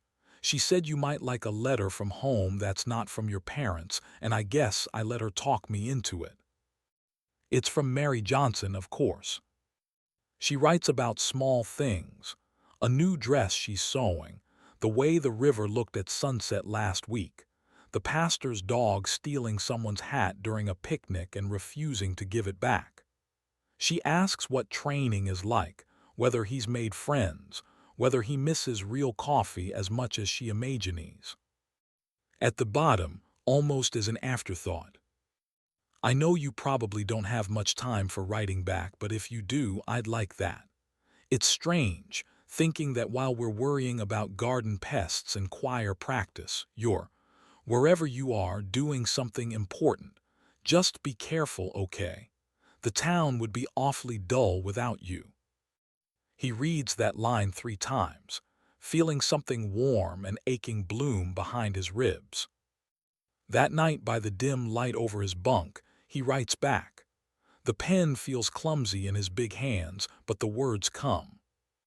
He doesn't tell her about how his shoulders feel like they're made of bruises, or how the drill sergeant's voice stalks his dreams.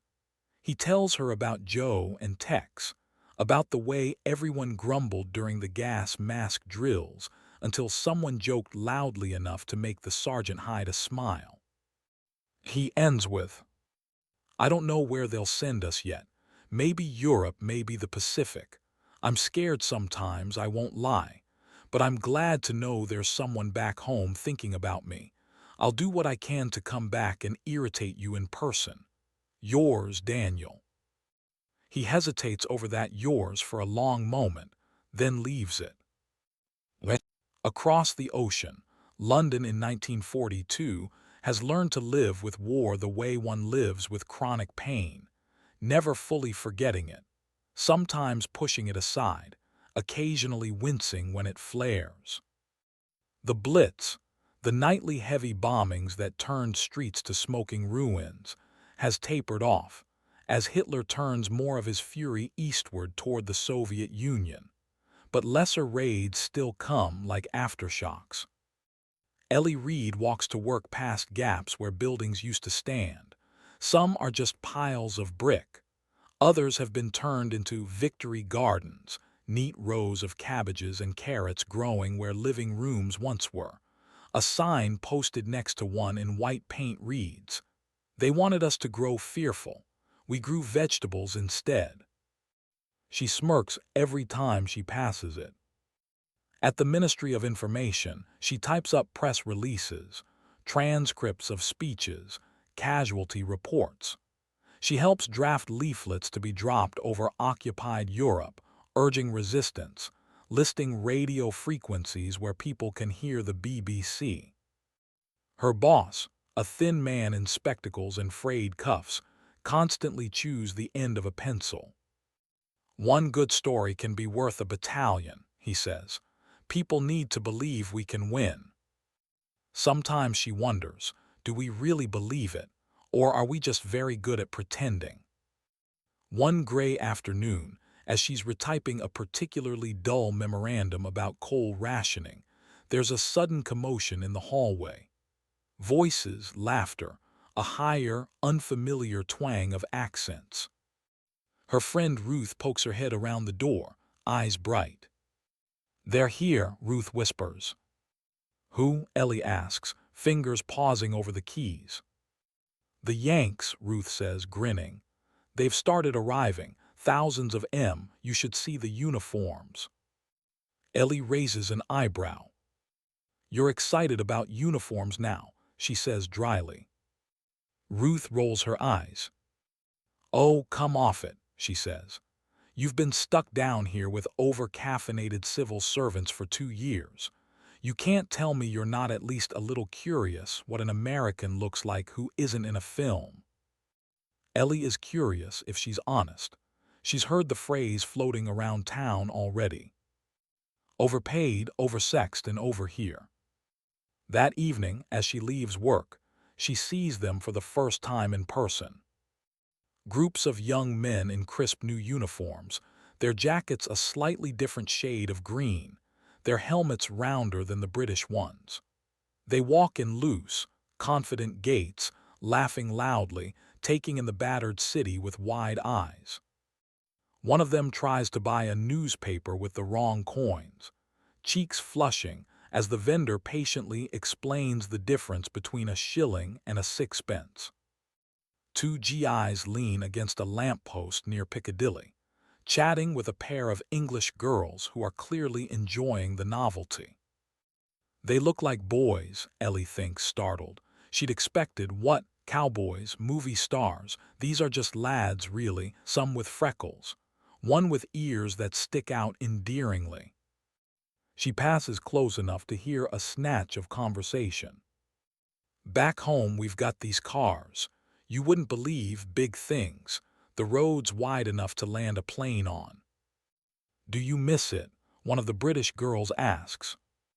"Sure," the GI says, "but this is where it's at, right? My kid brother's back there listening to the radio. I'm here." His words echo in her head. "I'm here."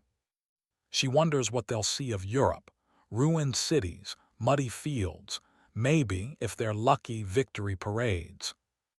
She doesn't yet know that some of these men will end up on beaches in France, in hedgerows, in small French towns with names like Saint-Lô and Carenton, that some will never cross the Channel alive. For now, they are just new faces in a city that has seen too much. That weekend, Ruth drags her to a dance at a hall near Leicester Square. A band plays jazz, the air thick with cigarette smoke and perfume, the floor vibrating under stamping feet. American and British uniforms swirl together. Couples jitterbug, swing, attempt tangos. Laughter rises, loud, almost defiant. "Dance with me," a GI with a crooked smile asks Ellie, offering his hand. His accent is pure Midwest, vowels stretched. She hesitates, then smiles and takes it. "I suppose I should see what all the fuss is about," she says. "Ma'am," he grins, "you're about to experience the finest dancing this side of the Mississippi." He's not, in fact, the finest dancer. He steps on her toes more than once, but he's earnest and his laugh is infectious. "What's it like over there?" she asks between songs. "Quiet," he says. "Too quiet now. Feels wrong when you know what's going on over here. Over there, there's movies and baseball and people arguing about the president. They hear about bombings in London and it's just words, stories. I wanted to see it for myself, and maybe help stop it." She studies his face in the flushed, dim light. He could be any of the boys from her old school if you swapped the uniform. You think you will, she asks softly, help stop it? He looks around the crowded hall, the patched ceiling, the taped windows. I sure as hell hope so, he says. Across the Atlantic, somewhere in a Georgia barracks, Daniel laughs at a joke Joe just made about their drill sergeant's expression when someone called him sir. Don't call me sir, the man had roared. I work for a living. They're a long way from London, but the same gears are turning, slowly grinding young men and women from all over into the machinery of a global war. In Warsaw by 1942, the ghetto is a slow-motion catastrophe. Hunger gnaws at everything. People's faces grow hollow, eyes huge and skull-like heads. Children's legs resemble sticks, their bellies bloat. Typhus sweeps through the cramped rooms and shared courtyards, carried by lice and air and despair. The Germans issue rations so low they border on murder by math. The only way to survive is the black market. Smugglers, many of them children, small enough to slip through cracks in walls or sewers, risk their lives daily to bring in food from the Aryan side. Bread, potatoes, onions. Sometimes they carry a few precious eggs cupped in their shirts. Anya watches them go out in the gray dawn, eyes too old in young faces, and her stomach twists. I want to help, she tells her father one night, voice strained. I can do it, I'm fast, I know the streets. The lines around his mouth deepen. No, he says, absolutely not. We can't live on this, she protests, gesturing to the thin soup in their bowls. Jacob is. His name hangs in the air, heavy. Her brother lies on the mattress in the corner, cheeks flushed with fever, breathing shallow. His once bright eyes are cloudy. He barely touches the bread they save for him. We'll manage, Merck insists, but the word sounds hollow. Anya clenches her fists. Doing nothing feels worse, she whispers. He closes his eyes for a moment, then opens them, gaze fierce. Staying alive is not nothing, he says. Sometimes that's the bravest thing you can do. She doesn't believe him, not entirely. But the ghetto has ways of pulling you into risk, whether you want it or not. One afternoon, as she's helping carry water from a communal pump back up the dark stairs, a hand grabs her sleeve. It's a boy about her age, thin, sharp-faced, eyes flicking constantly to the sides. She's seen him before, slipping in and out of doorways at odd hours. You're Kowalska's daughter, yeah? He asks in a low voice. She stiffens. Who wants to know? She replies. He smirks slightly. Name Dowett, he says. We need another runner, you're quick, I've seen you, interested. Her pulse jumps. My father. Won't like it, Dowett finishes. No father does, but fathers can't always keep us safe anymore, can they? He jerks his head toward the street, where a German truck rumbles past, soldiers inside eyeing the sidewalk with bored hostility. Anya swallows. What would I have to do? She asks. Carry packages, he says. Through gaps in the wall, use the sewers sometimes. Bread, medicine, sometimes other things. What other things? He holds her gaze. Information, he says. A pistol if we're lucky. There are people on the other side who want to help, the resistance, but they can't get in easily. We can. The word resistance hangs in the air like a spark. We're going to fight them, you know, Dowett adds, eyes intense. Fight the Germans, she echoes, incredulous. How? The question spills out of her, halfway between scoff and hope. He leans closer. You'll see, he says, but it starts with smuggling bread and bullets. She thinks of Jacob, of his too warm forehead. She thinks of the boy shot in the yard. She thinks of the walls. "I'll do it," she hears herself say. That night, she lies awake long after everyone else is sleeping, heart pounding. Am I brave now, she wonders, or just foolish? The next morning, just before dawn, she slips out with Dawid and two other kids she doesn't know yet. They move quickly, keeping to shadows, shoulders hunched, eyes lowered when passing German patrols. They reach a section of wall where a few bricks near the bottom are loose, just enough for a small body to squeeze through. The world on the other side looks both familiar and alien. Same sky, same cobblestones, but no armbands, no walls. People walk a little straighter, though fear still lurks in their eyes. They meet a man in a long coat who presses a bundle into Dawid's hands. "Tell Shmuel this is all I could get today," the man mutters. "Tell him we're trying." His eyes flick to Anya just for a second. There's something like shame there and something like determination. On the way back, clutching a loaf of bread wrapped in a rag under her coat, Anya feels an odd surge of power. For once, she's not just being crushed by the war. She's pushing back, however slightly. That feeling doesn't last. In the summer of 1942, notices appear on walls. Rumors explode like shell bursts. All Jews in the ghetto, they say, are to present themselves for resettlement to the east. Those who comply will receive extra bread. Those who do not will be found. Resettlement, people mutter. Work camps, maybe it'll be better, maybe they'll feed us. Others shake their heads, eyes haunted. "I don't trust anything that comes from their mouths," one old man says, spitting on the ground. Then the deportations begin. Trucks and German guards with rifles shepherd columns of people toward the Umschlagplatz, the railway loading area. "One suitcase per person," the notices said. "You will be transported to new living areas." As if they're moving apartments. Anya stands in a crowd that feels like a moving graveyard, clutching Jacob's hand so tightly his fingers must hurt.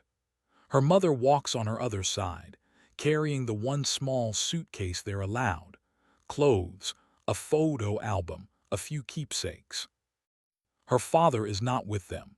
He's in a different line for essential workers, tailors and tradesmen temporarily spared for German contracts. "Listen to me," he had said, voice shaking, when they said their rushed goodbyes in a stairwell. "Whatever happens today, you stay together. You watch out for each other. And if something goes wrong, if you get a chance to run, you take it. Do you understand?"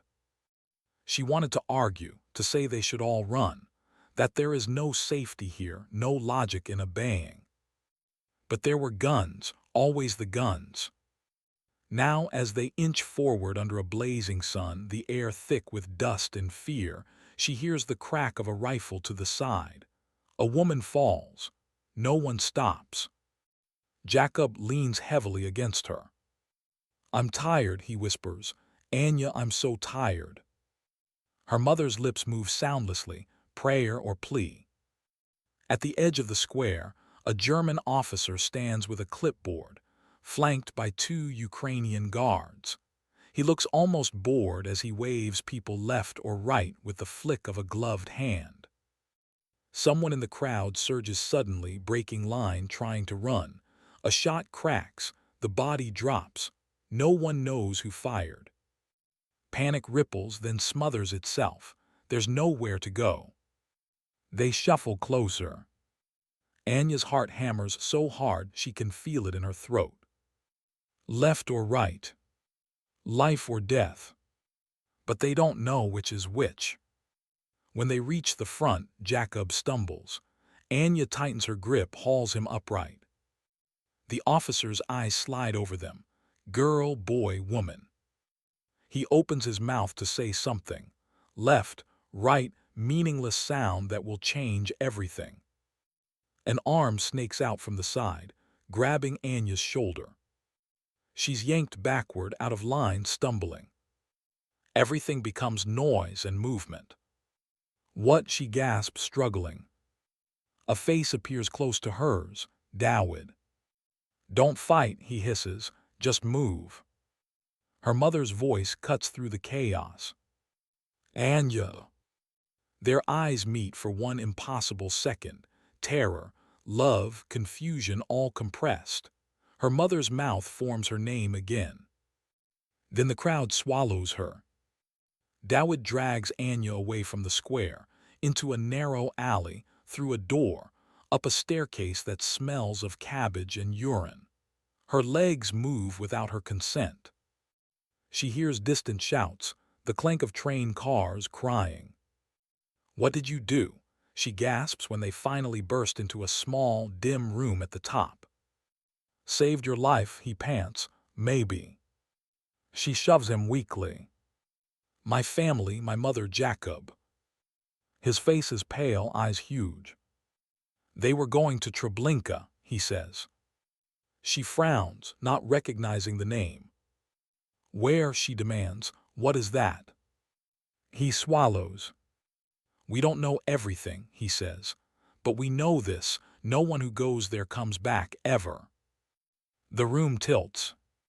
No, she whispers. No, that's, they said, resettlement work. His expression twists. When have they ever told us the truth? He asks bitterly. She sinks to the floor, knees hitting hard. The suitcase with all their things is somewhere in that square. Her mother's wedding ring, Jacob's toy truck, the photo of all of them at the beach before the war. She presses her fists to her eyes. She doesn't cry, not yet. The shock is too big to fit through tears. Dawid kneels awkwardly beside her. There's going to be an uprising, he says after a moment, voice low. We're organizing. Guns. Molotovs. We're not going to let them take us all like that. We're going to make them fight for every building, every street. She looks up slowly. They took my family, she says, each word heavy. I know, he says. Something in her hardens, like water freezing suddenly. Then I'll help you burn this place down around them, she whispers. In another part of the city, somewhere beyond the walls, a Polish woman named Zielinska pauses over her dinner, thinking of the Jewish girl she pressed coins on months ago. She wonders if Anya is still alive. She has no way of knowing, not yet. In the east, the winter of 1942-43 comes early and vicious. Snow wraps itself around fields and forests, rivers ice over, wind slices through wool and skin and resolve. Outside a ruined Russian village whose name none of the German soldiers can pronounce, Karl sits in a shallow dugout, trying to coax heat from a cigarette stub. His breath curls white in the frigid air. His fingers are raw, cracked, the nails blackened. His unit has been in Russia for over a year now. Time has become a blur of mud and dust, and then suddenly, brutally, of snow. Towns taken, then lost, then fought over again. Comrades dying from bullets, from shrapnel, from dysentery, from something as banal as trench foot that turned to gangrene. Otto is still with him, barely. He coughs harshly, a deep rattling sound, then spits pinkish phlegm into the snow. You should see the other guy, he wheezes, trying for a grin. Karl doesn't smile. You need a doctor, he says. Otto snorts a humorless laugh. We all need a doctor, he says, but the doc's busy pulling bits of metal out of Schuster's leg.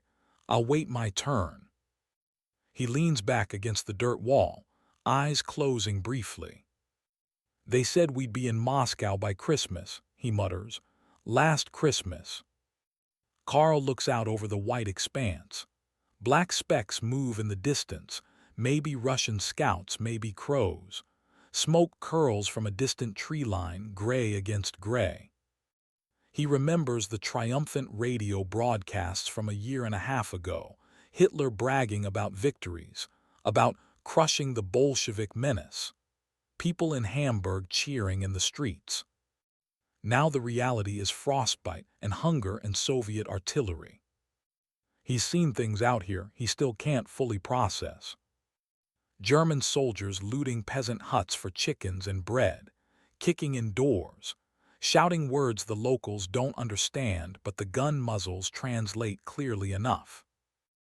Einsatzgruppen, those special SS units, arriving in trucks, lining Jews and undesirables up at the edges of pits and shooting them. One old woman before being killed had raised her eyes to the sky and said something in what he thought was Hebrew. There had been no anger in her face, only a weary sort of sadness that haunts him. He tried once to talk to his lieutenant about it. "This isn't war," he'd said quietly. "This is slaughter." The lieutenant had stared at him for a long moment, then looked around to make sure no one was listening. "Careful, Weber," he'd said. "You start talking like that, someone might decide you're not reliable, and then you disappear, like those people." He walked away, leaving Karl with his half-formed protest stuck in his throat.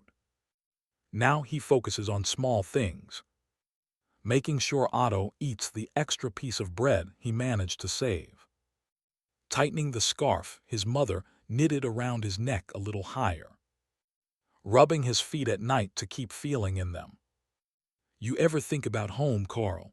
Otto asks suddenly. "All the time," Karl answers. "What do you miss the most?" He thinks. "Smell of the bakery on the corner early in the morning," he says after a moment, "when they just put the Bergen in. And music, real music, not just some idiot humming the same marching song out of tune." Otto chuckles weakly. "Yeah," he says, "there was this girl Frida lived upstairs from us. Used to practice piano after school, drove my mother mad. I'd give a lot to hear her butcher Schubert right now." He coughs again, wincing. A shell explodes somewhere not too far away, thudding into the earth, sending a spray of snow and dirt into the air. The ground shakes. Men in nearby foxholes shout. "They're probing," someone calls. "Stay sharp." Karl stubs his cigarette out carefully. Wasting even a stump feels criminal, and pulls his rifle closer. The familiar weight is both comfort and curse. Hours later, the attack comes. It starts with a sudden, intense barrage. Soviet artillery rains down, explosions shaking the frozen ground, splintering trees, sending showers of ice and soil into the air. The world becomes noise and flashes of light. "Down!" someone yells unnecessarily. Karl presses himself into the bottom of the trench, arms over his head, teeth rattling. Bits of frozen dirt pelt his helmet. Then through the roar, another sound emerges, a long, rising yell. Human voices, dozens, then hundreds, blending into a terrifying wave. "Who are they?" The Soviet infantry charge.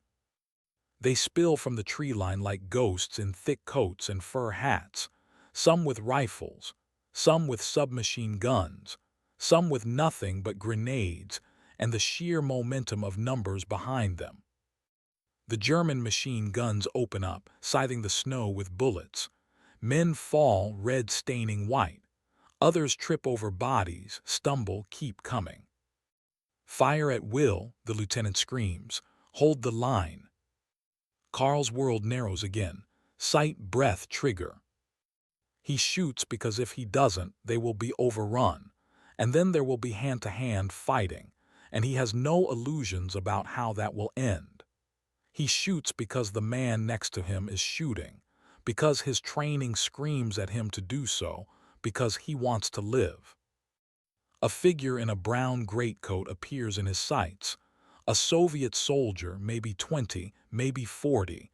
It's hard to tell under the grime. Their eyes meet for a fragment of a second. He squeezes the trigger. The man drops. He tries not to think about it. There's no room for that now. The attack lasts for what feels like years and probably is less than an hour. When it finally ebbs, bodies lie sprawled across the snow, German gray, Soviet brown, all the same color once the blood soaks in. Otto is slumped against the trench wall, breathing raggedly.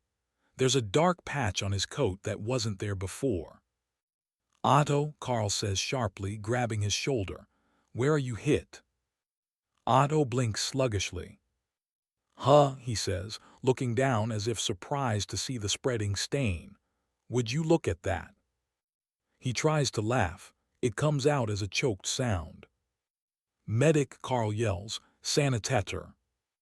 A young medic appears, face already smeared with other men's blood. Let me see, he says, dropping to his knees. He peels back Otto's coat. The bullet went in high on the left side near the shoulder. There's a lot of blood, but maybe. You're lucky, the medic mutters. Could be worse, hold still. Otto winces as bandages go on. Can I get sent home for this? He asks through gritted teeth. The medic snorts. Maybe to a field hospital a few kilometers back, he says. You want to see your mother again, you'll need worse than that. He tapes the bandage tight. You'll live, he says, moving on to the next wounded man. Carl sits back, heart pounding, relief and terror tangled. See, Otto pants, too mean to die. Carl manages a shaky smile. Yeah, he says, too mean. That night, huddled in the trench, listening to the groans of wounded men and the distant rumble of tanks, Carl stares up at the sky. The stars are brutally bright in the frozen air. He wonders if anyone in Hamburg is looking at the same stars. If his mother is standing at the window, hands wrapped in her apron, craning her neck to find him somehow in that scattering of light. He wonders, not for the first time, if any of this will matter in 50 years. If anyone will remember the nameless field where so many froze, bled, died. He studies the tiny, tarnished cross around his neck. Be careful what you let yourself become. He's no monster, he knows that. He doesn't revel in killing. He still flinches at cruelty, still shares his bread, still feels his stomach churn during atrocities. But he is part of this. And there is no easy way out. By late 1943, Daniel's training is over. He's shipped to another camp briefly, learns how to load into landing craft, climb down cargo nets, move off a beach quickly under fire. They don't say D-Day yet. They say amphibious operations, contingency planning. He writes home as often as he can. His letters come back sometimes weeks later, thin blue airmail envelopes carrying pieces of Ohio to wherever he is. Mary writes about her job at the plant now. She's taken work riveting parts on aircraft frames. She jokes about learning to swear like the men on the line. She sends a blurry photo someone took of her and a group of women in coveralls, hair tied up in scarves, smiles wide despite the circles under their eyes. I suppose this means we're both part of the war effort now, she writes. Just try not to end up in a ditch somewhere, will you? That would spoil all my hard work. His mother's letters are full of recipes he can't cook where he is, and worries she tries to hide. His father's are shorter, but each sentence feels carved from something solid. You do your duty, Frank writes, but don't forget to come back a whole man if you can. It's not just about staying alive, it's about what's left of you when you do. When the orders finally come, units shipping out to England, there's no fanfare. Just bags packed, trains boarded, then a troopship that smells of oil and fear and too many bodies. The Atlantic in winter is a heaving gray beast, tossing the ship like a toy. Men hang over the rails, feeding fish. Joe turns a sickly green. If the Germans don't kill me, this damn ocean will, he moans. Tex pats his back, laughing. Think of it as character building, he says. They sleep in stacked bunks, 4 and 5 high, the air stale and damp. Depth charges boom occasionally in the distance, a reminder of U-boats hunting invisible beneath them. At night, Daniel lies awake, listening to the ship's engines thrum, feeling each shudder as waves smack the bow. He tries to imagine England, Europe, the war up close. He doesn't have to imagine for long. They dock in a gray, fog-soft port. Signs on the buildings read words that are familiar but spelled wrong to his American eye. Tires, favorites, to let. Kids on the dock wave and shout, "Got any gum, yank?" in high, eager voices.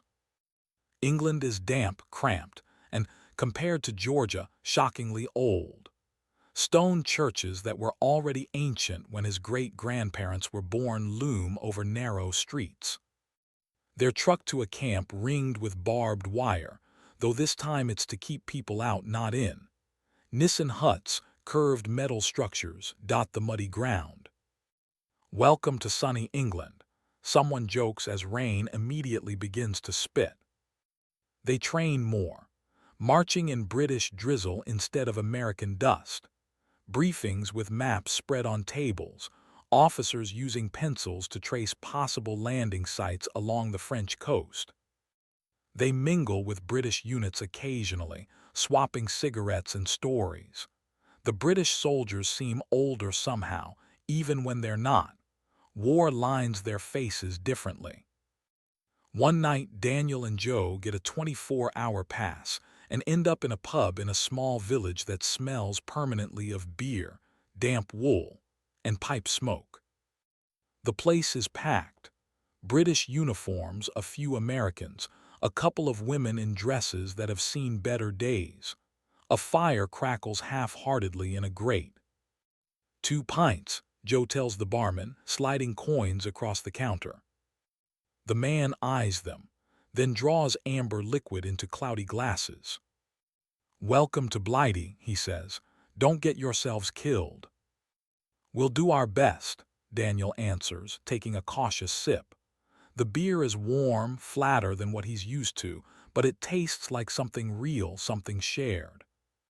In the corner, a battered piano tinkles under uncertain fingers. Someone starts singing, others join in. "We'll meet again, don't know where, don't know when." The words send a shiver down his spine.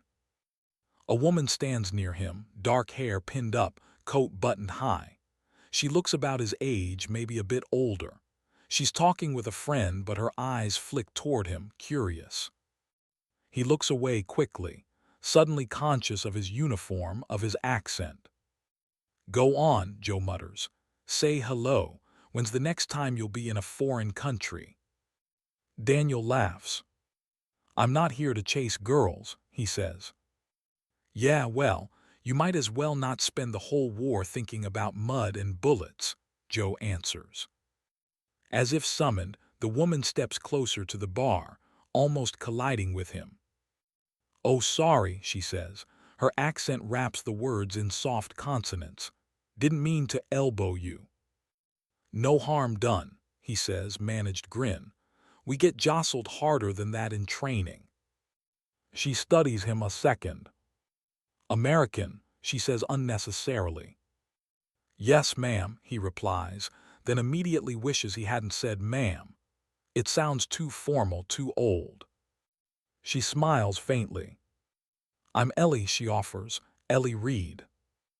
"Daniel," he says, "Daniel Miller." "First time abroad?" she asks. "First time off the farm, pretty much," he admits. "Well, except for Georgia." Her eyebrows lift. "You picked an interesting time for tourism," she says. He huffs out a laugh. "Yeah," he says. "I heard there was a little dust-up going on over here. Thought I'd come see for myself." Her expression sobers a bit.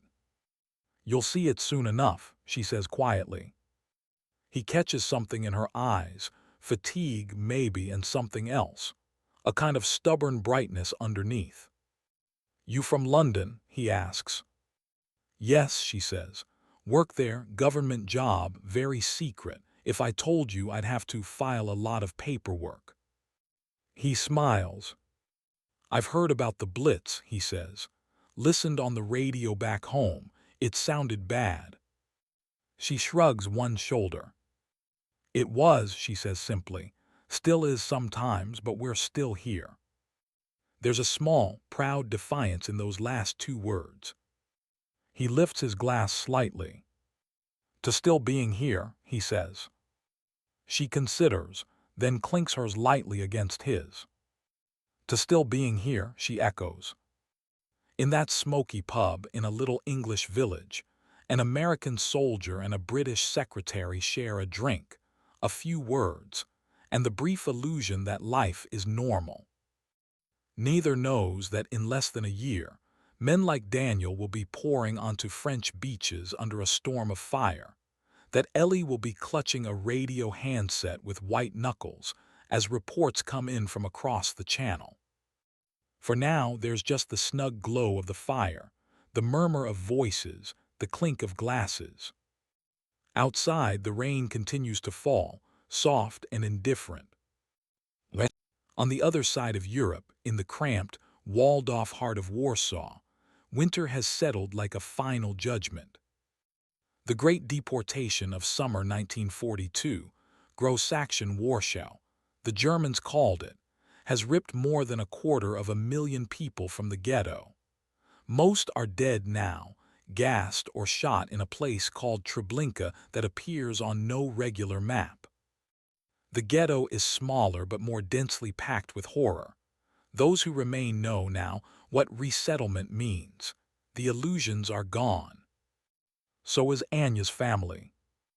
She doesn't know it for certain, in the way one doesn't see the bullet that kills someone far away. But news has trickled back. Men who escaped Treblinka, 2, maybe 3 of them, tell their stories in shaking voices. Gas chambers disguised as showers, bodies piled, burned, ash in the air. She listens, numb, as if the words are being spoken in a language she doesn't quite understand. Her mother's face appears in her mind, over and over, that last flash of eye contact in the square. Anya. It is both curse and fuel. Dawid, her own grief a quiet, constant drumbeat beneath his actions, pulls her fully into the underground groups forming in the ghetto. There are meetings now in hidden rooms and basements, candles guttering, maps spread on tables of their own streets, not of far-off fronts. SSR, Jewish Fighting Organization, ZOB. They have few weapons, a handful of pistols smuggled in from the outside, a few grenades, some rifles stolen or bought at outrageous prices. They make Molotov cocktails from bottles and gasoline and rags. It won't win the war, one of the leaders, a wiry man named Mordechai, says. But it will tell the world that Jews did not go like sheep to the slaughter, that we resisted, that we died on our feet. Anya sits pressed against a damp wall, listening. The air smells of wax and unwashed bodies. She remembers Jacob's small hand in hers. "I don't just want to die," she says, suddenly surprising herself. "I want to hurt them, even a little." A murmur of agreement runs through the room. "You will," Mordechai says, looking at her. "When they come next time, they'll find this ghetto is not just a prison, it's a trap." Winter creeps on, bringing hunger and cold and planning. They dig bunkers under buildings, stockpiling whatever food they can. They rig makeshift tunnels between cellars. They map sewers, mark exits. Anya runs messages, hides weapons under her clothes, learns how to strip and reassemble a pistol with fingers numb from the cold. At night, she sometimes dreams of her mother playing the piano, hands moving over keys that are now probably ash. She wakes with tears on her face, anger blazing in her chest like its own small, steadfast fire. It's that fire, more than anything, that will keep her moving when the ghetto explodes in flames. But that's in 1943. For now, the world holds its breath, poised on the edge of the next great turn. Far north, above Russian fields and German trenches and Polish ghettos, the winter stars continue to burn cold and clear. They look down on 1,000 separate lives, pulled tighter and tighter into the knot of this war. In England, a young woman walks home with her coat pulled tight against the drizzle, thinking about an American's shy smile and the enormous map she saw today in her office, arrows arcing across the channel. In a muddy camp not far from her, that same American lies awake on a hard cot, staring at the corrugated metal ceiling of his hut, listening to rain patter. He fingers a folded photograph of a girl in Ohio holding a wrench and grinning at the camera. In Russia, a German soldier rubs his frostbitten fingers, listening to distant tank engines, counting the shells in his bandolier. In Warsaw, a thin girl grips a pistol in a basement, heart pounding, whispering the names of her lost family like a litany. They do not know each other. But very soon now, the choices each of them makes, or has forced upon them, will start to intersect, like lines on a map finally crossing. The war is about to enter its most terrible, decisive years. And none of them are ready. No one ever is. Snow melts, rivers swell. The war doesn't slow for the seasons, it just changes code. In the spring of 1943, the ghetto in Warsaw feels like a pressure cooker that's finally ready to blow. By now, everyone left knows what deportation really means. Treblinka is no longer a rumor. It's a black hole waiting at the end of a railway line. Some Jews still cling to the belief that obedience might mean survival. Others have nothing left to lose. Anya is in the second group. She's thinner now, all sharp angles and haunted eyes. But there's a new hardness in her, too. A new purpose. The pistol in her hand feels as familiar as the pen she once used at school. In a hidden cellar on Mila Street, the leaders of the Jewish fighting organization gather. Mordechai stands in the center, maps pinned to the damp walls with nails and desperation. "They're coming again," he says. "New rumors, new lists. They think it will be like last summer. They think we'll line up, go quietly. They're wrong." He looks around the room, meeting each set of eyes. "This time," he says softly, "we answer." Anya leans against the wall, arms crossed tight. Beside her, Dawid fidgets with a knife blade flashing in the candlelight. "How many weapons do we have?" someone asks.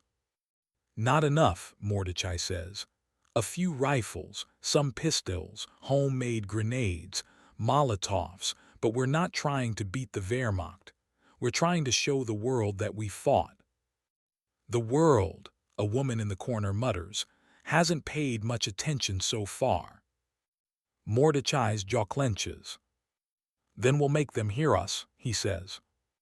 They plan ambush points, windows where machine guns will nest, corners where grenades will fall, rooftops from which Molotov cocktails will rain. They dig more bunkers under buildings, connect them like a secret second city under the first. The date, when it comes, isn't circled on any calendar, but they're ready. April 19, 1943. The eve of Passover. Dawn. Anya crouches in an upper-floor apartment on Zamenhof Street, peeking through a crack in the boarded-up window. Her heart thuds against her ribs like it's trying to escape. Down below, German troops form up. SS units in black, regular army in field gray, auxiliaries in mismatched uniforms, trucks, armored vehicles. They look like a small invasion force. "All that," Dawid whispers beside her, "for a bit of city." "All that," she answers, "for us." He grins, but his eyes are too bright. They're scared, he says. They came heavy. Good, she replies. They should be. The first columns move into the ghetto, boots crunching on broken glass. Loudspeakers bark in German and Polish. Everyone is to assemble. You will be transported to work camps. Anyone who resists will be shot on the spot. Anya raises the pistol. The metal is cold despite the close, stale air. On the roof above, boys with bottles of gasoline and rags crouch, waiting. Wait, a voice orders. Wait now. The first shot of the uprising cracks sharp and clear, echoing off brick. A German officer at the front of the column lurches back, blood blooming on his chest. For a second, there's stunned stillness. Then chaos. Gunfire erupts from windows, from alleyways, from behind barricades hastily thrown up from furniture and rubble. Molotov cocktails arc from rooftops, smash against vehicles, whoosh into columns of flame. A German truck burns. Men scream. Somewhere a machine gun opens up, stuttering lead into the ranks. Anya squeezes the trigger. The recoil slams into her palm. A soldier below clutches his thigh, drops to one knee. Reload, Dawid shouts, tossing her another magazine. Flames leap from a building down the street. Smoke curls into the sky. The air fills with the crack of rifles, the thunk of grenades, the shrieks of men, the intricate cursing of the desperate. For hours, the Germans are pushed back. It's small in the scale of this enormous war. A few blocks, a few hundred fighters maybe, but for those hours the ghetto is not just a cage. It's a battlefield. That first day, they drive the Germans out of parts of the district. They knock out armored cars with homemade bombs. They vanish into bunkers, reappear in alleys, turn their familiarity with every crumbling stairwell into an advantage. Night falls, fires glow like infected wounds, the sky is smeared red. In the flickering dark of a bunker, Anya sits with other fighters, rewrapping bandages, checking ammo, gulping thin water. Her hands shake now that the immediate shooting has stopped. Someone passes her a crust of bread. She bites it mechanically. You see their faces, Dawid breathes, eyes shining. They didn't expect us to fight, not like that. He laughs, a rasping sound. For a second, they were the ones afraid. She nods slowly. I saw, she says. And she did. She saw a German soldier, young, her age maybe, flatten himself against a wall as a burning truck toppled. For a second his helmet tipped back, face exposed. His eyes had been wide, pupils huge, terrified. She doesn't feel sorry for him. Not yet. How long do you think we can hold? She asks. Dawid shrugs, the gesture sharp. Days, he says. A week maybe, however long we can. Mordechai's voice comes from the corner, rough with exhaustion. However long we can, he echoes. And when they kill us, they will know they were in a fight. They do. Over the next days, the Germans change tactics. They stop trying to sweep streets in long ranks. Instead, they begin systematically burning the ghetto down. They go building by building, room by room, tossing grenades into basements, flamethrowers licking along walls. Smoke becomes a constant. It stings the eyes, clogs lungs, makes day feel like permanent dusk. Anya scrambles through tunnels barely high enough to crawl in, choking. Above her, buildings collapse, sending showers of dust through cracks. She loses track of time. Fighting, running, hiding, sometimes all in the same hour. One morning, she surfaces through a hidden hatch in a stairwell to find a block she'd known all her life reduced to blackened husks. The apartment where she once did homework by the window is just a jagged outline against gray sky. Pain punches through her chest, unexpected and savagely fresh. They're erasing us, she whispers. Dawid stands beside her, face streaked with soot. Then let's leave a mark they can't wash away, he says. They move on.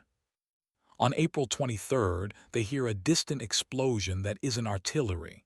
Then another. Rumors trickle down into the bunkers. Mordechai is dead, they say. Surrounded, he and his group in their bunker chose to blow themselves up rather than surrender. The news hits like a physical blow. Anya sits with her back against a wall, knees drawn up, listening to the muffled thumps of collapsing buildings above. So that's it, she says dully. We all just wait our turn. Dawid shakes his head. There are still tunnels, he says, ways out to the Aryan side. The Poles, the partisans, they're not many, but they exist. He leans forward, eyes fierce despite the grime. You promised you help burn this place down on them, he says. You've done that, now maybe you help burn it from the outside. She stares at him. You're talking about leaving, she says slowly. He nods. Some of us will stay, he says. Hold out as long as possible, make them pay for every room, but a few need to get out. People who can fight, who can tell what happened here, who can live. The word live sounds foreign in his mouth. I should have died with my family already, she says. I'm not sure I deserve. You're alive, he snaps. That's all the deserving you need. Don't throw that away because of some twisted sense of math. If you can get out, you go for them. Why me, she asks. Why not you? He smiles crookedly. Maybe I go too, he says. Maybe I don't. We'll see what chances we get. It isn't a grand, cinematic decision in the end. No heroic rush. Just a quiet, desperate crawl. One night with flames painting the sky, Anya slides into a sewer opening behind a burned-out house, following a boy half her size who knows the route. The stench is overwhelming. The water is up to her thighs, cold and slick. Rats skitter away from her hands. She moves in the dark by feel alone, heart pounding. At one point, gunfire rattles above, dust sifting into the tunnel. She freezes, face pressed to the slimy wall, afraid her own breathing will be heard. After what feels like hours, a circle of weak light appears ahead. A man's voice whispers, Shibsiye, faster. Rough hands pull her out into a different city. Same Warsaw, different world. The streets here on the Aryan side are battered but relatively intact. No walls, no armbands, no German tanks in every square, just patrols, people moving quickly, eyes lowered. She blinks, disoriented. A woman with a scarf pulled low over her forehead presses a bundle of clothes into her arms. Put these on, the woman says briskly. Hair up, don't look at anyone too long. The clothes are a plain dress and coat, no star, no sign. Anya changes in a dark corner, feeling the weight of the missing armband like a phantom limb. She pulls her hair back tightly, tucks it under a headscarf. There, the woman says, looking her over critically. You're Zofia now, country girl sent to live with your aunt in the city. Keep your story simple, and for God's sake, keep your mouth shut unless spoken to. Zofia, Anya repeats numbly. Dawid emerges from the same sewer, spluttering. He grins at her, face smeared, hair plastered to his skull. See, he gasps, told you, rats shit a bit of heroism, what more could you want? She almost laughs. It comes out as a choked sound. Where will you go? She asks. He jerks his chin toward a man leaning against a wall nearby, cap pulled low. Partisans, Dawid says. Forests, guns, more trouble than these bastards know how to handle. He turns back to her, sudden seriousness in his eyes. If you live through this, he says, you tell people about the ghetto, about what they did. Don't let them say we just went. I won't, she whispers. He hesitates, then leans forward and kisses her cheek, quick, awkward. See you on the other side of this mess, he says. Then he's gone, melting into the alley shadows. She never sees him again. Days later, from a cramped attic room in a Polish family's house on the outskirts of the city, Anya watches faint plumes of smoke still rising from where the ghetto was. It's not really a district anymore. It's a scar. She presses her forehead against the cold glass. I'm still here, she says softly, as if to her mother, to Jacob, to everyone who didn't get out. I'm still here. In some German report filed neatly in triplicate, the Warsaw Ghetto Uprising is described as a bandit action successfully suppressed. In reality, it has shaken something deep and hard that can't be recategorized so easily. News of the uprising barely ripples through Germany. People are busy with their own catastrophes. On the Eastern Front, Stalingrad has fallen, not to the Germans but to the Soviets. In early 1943, a whole German army surrenders there. 90,000 men, haggard and freezing, trudge into captivity. Radio stations announce a withdrawal to more favorable positions. They don't talk about surrender, or encirclement, or the stunned, blank faces of men who'd believed they were unbeatable. Carl hears the truth in bits and pieces. Letters from home, whispered conversations, the brittle way officers say temporary setback, like they're daring someone to disagree. By summer after Kursk, the biggest tank battle in history, the truth is impossible to ignore. They are losing the initiative. Now in late 1943, Karl's unit is in retreat more often than advance. They fall back from villages they took months before, burning what they can't carry, tearing up rail lines, leaving scorched earth behind. Morale sinks like a stone. One muddy afternoon near Smolensk, as they march along a rutted road, Soviet planes swoop low, strafing the column. Bullets kick up geysers of dirt. Men dive for ditches. Karl hits the ground hard. Pain explodes in his left leg, hot and sudden. For a second, the world goes white. When his vision clears, he's lying half in a puddle, screaming without realizing it. His thigh is wet and warm. His fingers come away red. Chase, he gasped. Chase, chase. Otto appears in his blurry field of vision, face pale. You always have to be special, don't you? Otto mutters, hands shaking as he rips open a bandage. Hold still. The leg wound is bad, but not the worst he's seen. The bullet went through, mercifully missing the bone. The medic arrives, slaps on more bandages, gives him a shot of morphine. The world edges soften. He's hauled onto a truck, jostled along to a field hospital in a reeking tent. Later, to a more permanent hospital farther back. He drifts in and out of consciousness, feverish, leg throbbing. When he wakes properly, he's in a bed with clean sheets, relatively speaking, inside a building with actual walls.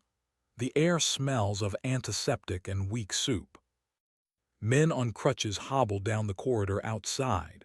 Some are missing arms, some eyes, some pieces of themselves you can't see. His leg is bundled in thick bandages. It feels like it belongs to someone else. You're lucky, the doctor says, peering down at him. A few centimeters over and you'd have a stump. As it is, you'll walk again. Maybe not march 20 kilometers, but walk. In fight, Karl asks. The doctor's mouth tightens. That's for the army to decide, he says. My job is to make sure you don't die of infection. He moves on. Weeks pass. The wound itches as it knits. He learns to move with a crutch. He hears rumors in the ward the Allies landed in Italy. American planes bombed Hamburg, Hamburg his city. He writes to his mother.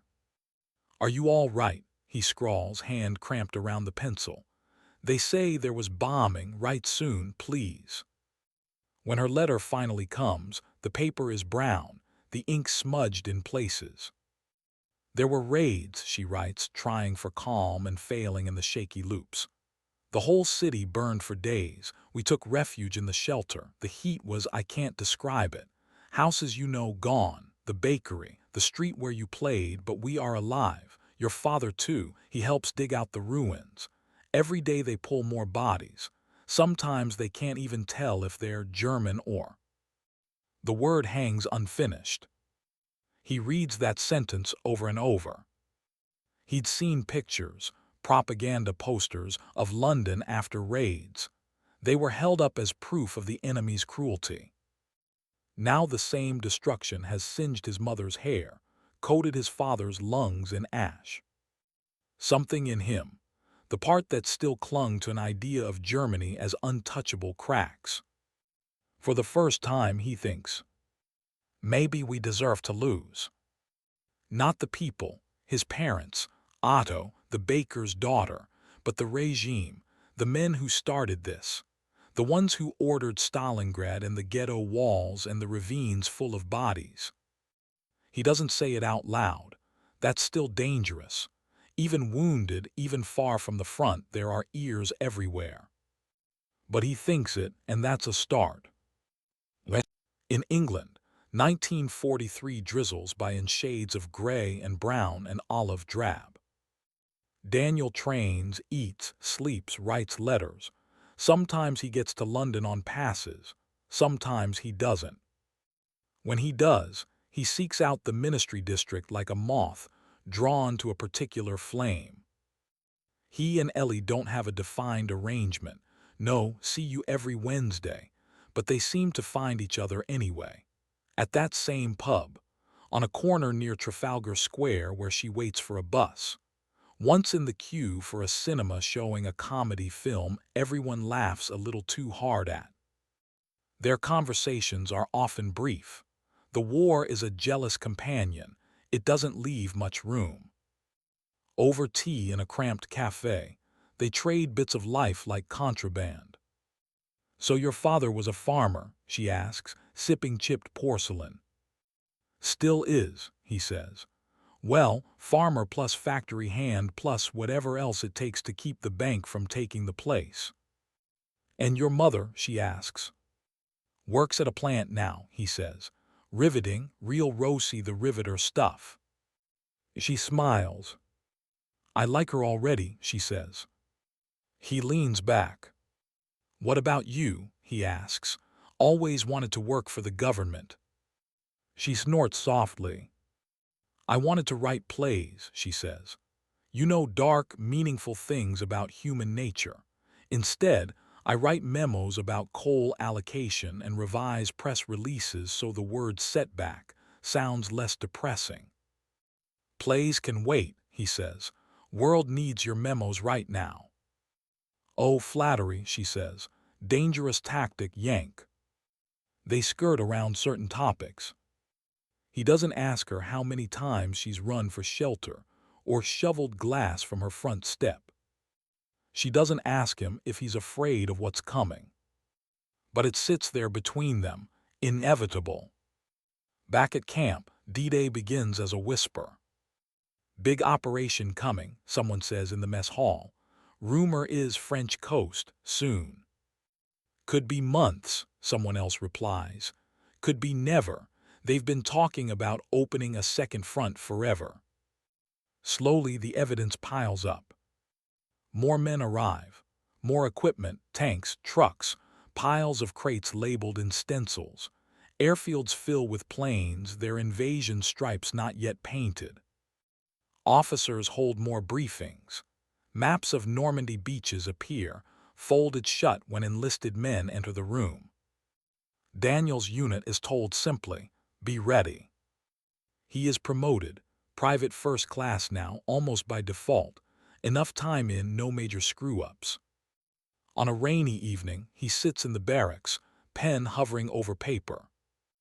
"Dear Ma, Dad," he writes, "by the time you get this, I'll probably be somewhere else. Can't say where. They're big on secrecy here, but they've been training us pretty hard for something important. I want you to know I'm doing my best. I'm not going to do anything stupid.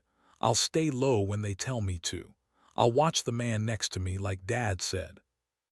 He pauses, biting his lip. "If something happens," he adds, "I need you to know I don't regret coming. I'd regret staying home. I love you both. Tell Mary J. I'm still planning on coming back to pester her eventually." He folds that letter, addresses it, writes another to Mary Johnson. He keeps the tone lighter with her, as if he can shield her from the weight of what's coming through sheer force of will. "You'd laugh if you saw me now," he writes. "Mud up to my knees, hair too short, a rifle I can strip down faster than I can fix a leaky pipe back home. They say we're getting close to the real thing. I don't know what that'll look like exactly, but I think of home a lot, of that hill behind the house, of you tripping over that dog at the picnic." He smiles slightly at the memory as he writes. "You said once the town would be dull without me. Do your best to keep it running till I get back, okay?" He doesn't write if. That particular two-letter word hangs unsaid at the end of every sentence anyway. Ellie writes too. In her small room in a boarding house, with the blackout curtain drawn tight, she bends over her own page. "Dear Daniel," she writes, "everything here tastes slightly of dust these days, the tea, the bread, the air, but we go on. I saw a map at work today with new arrows pointing at a part of the French coast I won't name. It made my stomach drop and my heart leap at the same time. I thought of you. I thought of all the boys here in khaki and all the mothers across the ocean who don't sleep properly anymore. I hope when you think of England, you think of that awful beer in the pub and not just rain and mud. Come back and I'll show you a day without sirens, if such a thing still exists." She hesitates, then adds, "And if I don't see you again, for whatever reason, I want you to know that meeting you has been one of the few bright, unexpected things in this whole mess. Take that with you, if it helps." She doesn't sign yours. She signs simply, "Jelly." In early June 1944, the secrecy breaks. On June 4th, they're packed onto ships in the south of England. The sea is choppy. Men crowd the decks, helmets on, rifles stacked, duffels squeezed. The smell of diesel and sweat wraps around everyone like a damp blanket. Officers move between groups, reading from typed sheets. "You've been chosen," they say, "for an operation of great importance. You're part of the first wave. You will be landing on the coast of France. The enemy knows you're coming, but not where, not when. We will hit them hard, we will get off that beach, and we will drive them back across Europe." Some men cheer at the rhetoric, some stare at their boots. Daniel stands on the troopship deck, life vest snug, helmet chinstrap digging into his jaw, rifle slung. The sky is low, gray. The sea splashes cold against the hull. He tries to imagine what the French coast will smell like, if the air will be different, if men smell different when they're scared in another language. The initial departure is called off. Weather: high winds, rough seas. Orders: stand down, stand by.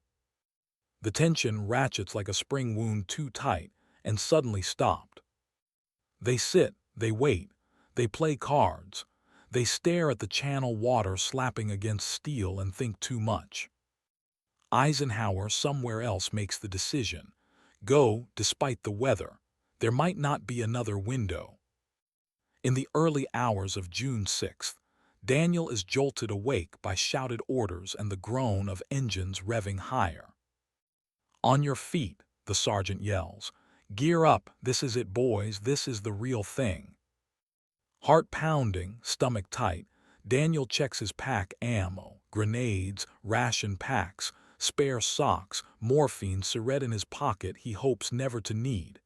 His hand brushes the small cross his mother slipped into his duffel just before he left Ohio. He's not religious, not really, but he tucks it into his shirt anyway. He crams in with the others at the ship's rail. The sea is full of ships.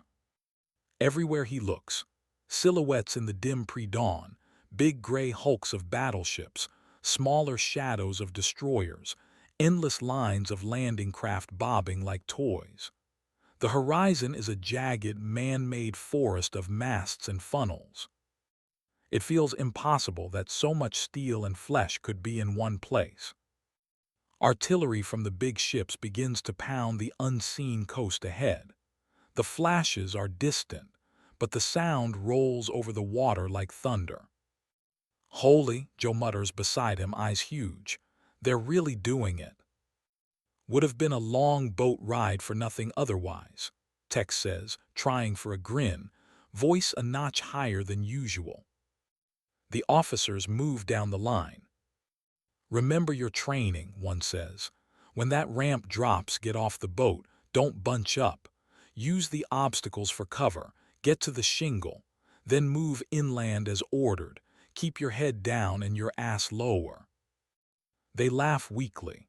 It's not actually funny, but laughter feels better than the other things sitting in their throats. They climb down cargo nets into bobbing landing craft. The boats buck and sway, waves slapping. Men cram shoulder to shoulder, water sloshing around their boots. The engine roars. The boat lurches forward, spray hitting their faces. Daniel grips his rifle like a lifeline. His world shrinks to the small rectangle of metal ramp in front of him. Hey, Joe shouts over the noise, leaning close. If we get separated, we'll meet at the beach cafe, Daniel yells back, forcing a grin. Joe snorts. Yeah, he says, first round's on me. Tex shifts the wad of chewing tobacco in his cheek. Reckon French girls like Texans, he drawls. Daniel doesn't answer. His mouth is too dry. Above the roar, a new sound emerges. The staccato chatter of machine guns, the whine and crash of shells hitting water, splintering boats. Men start shouting, ducking instinctively as bullets smack into the water around them, throwing up spouts. The coxswain up front yells something. They can't hear the words, but the urgency is clear. The boat shudders as it grinds against something. Sandbar, obstacle, they don't know. 30 seconds, someone yells. 30 seconds. 30 seconds until the front of this boat drops, and the world becomes a wall of noise and fire and chaos. Daniel's hand is slick on the rifle grip. He clenches it tighter, breath coming fast. In his mind, unbidden, flicker images. His mother's face, flour on her cheek. His father on the porch, watching a storm roll in. Mary Johnson, hair pulled back with a ribbon, laughing as she almost drops a pie. Ellie's crooked smile in a smoky English pub. The battered streets of London. The ruined ghetto in Warsaw, which he's only seen in newspaper images, not yet in person. Peach trees in bloom, a crackly radio broadcast, the smell of Ohio soil after rain. The ramp slams down. The world explodes. The first man in front of Daniel is hit before he even takes a step. A burst of machine gun fire rips into the front rank.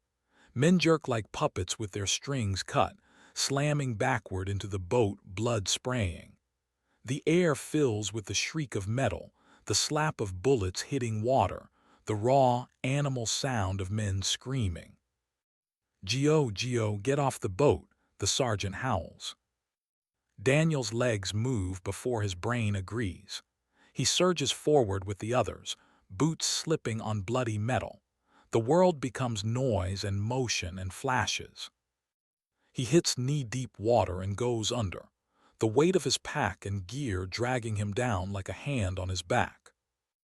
Cold slams into him, icy, shocking. His helmet bellows with trapped air and then hits the water, knocking sideways. For a panicked second, he's upside down, ears full of muffled thuds, lungs burning. He kicks claws, shrugs at straps. The water is full of men, some thrashing, some terrifyingly still, gear pulling them down. Drop the pack. The training voice in his head cuts through the panic. Drop the pack or you drown. His fingers find the buckle, rip it free. The pack slips away into the green-gray murk. He fights his way up, head breaking the surface with a ragged gasp. The world explodes again. Bullets slap the water around him, little geysers of spray. Men shout, some in words, some just in noise. Ahead, the beach is a strip of wet sand, broken by wooden obstacles, Czech hedgehogs, stakes topped with mines, beyond which a low rise climbs to a line of concrete bunkers spitting fire. Move, someone screams, move. He half swims, half staggers forward, rifle held high, boots slipping on uneven sand under the water. A man to his right, the kid from Iowa whose name he never quite caught, takes a round through the neck. The spray that hits Daniel's face is warm. The kid drops, gurgling, water rushing pink around him. Daniel lurches past because there's nowhere to stop. His feet finally hit firmer ground and then he's stumbling up onto wet sand. He runs in a crouch, as much as one can run under this weight, toward a half-submerged obstacle. Get behind something, the sergeant bellows. Don't bunch up. Men cluster anyway. Fear pulls people together like magnets.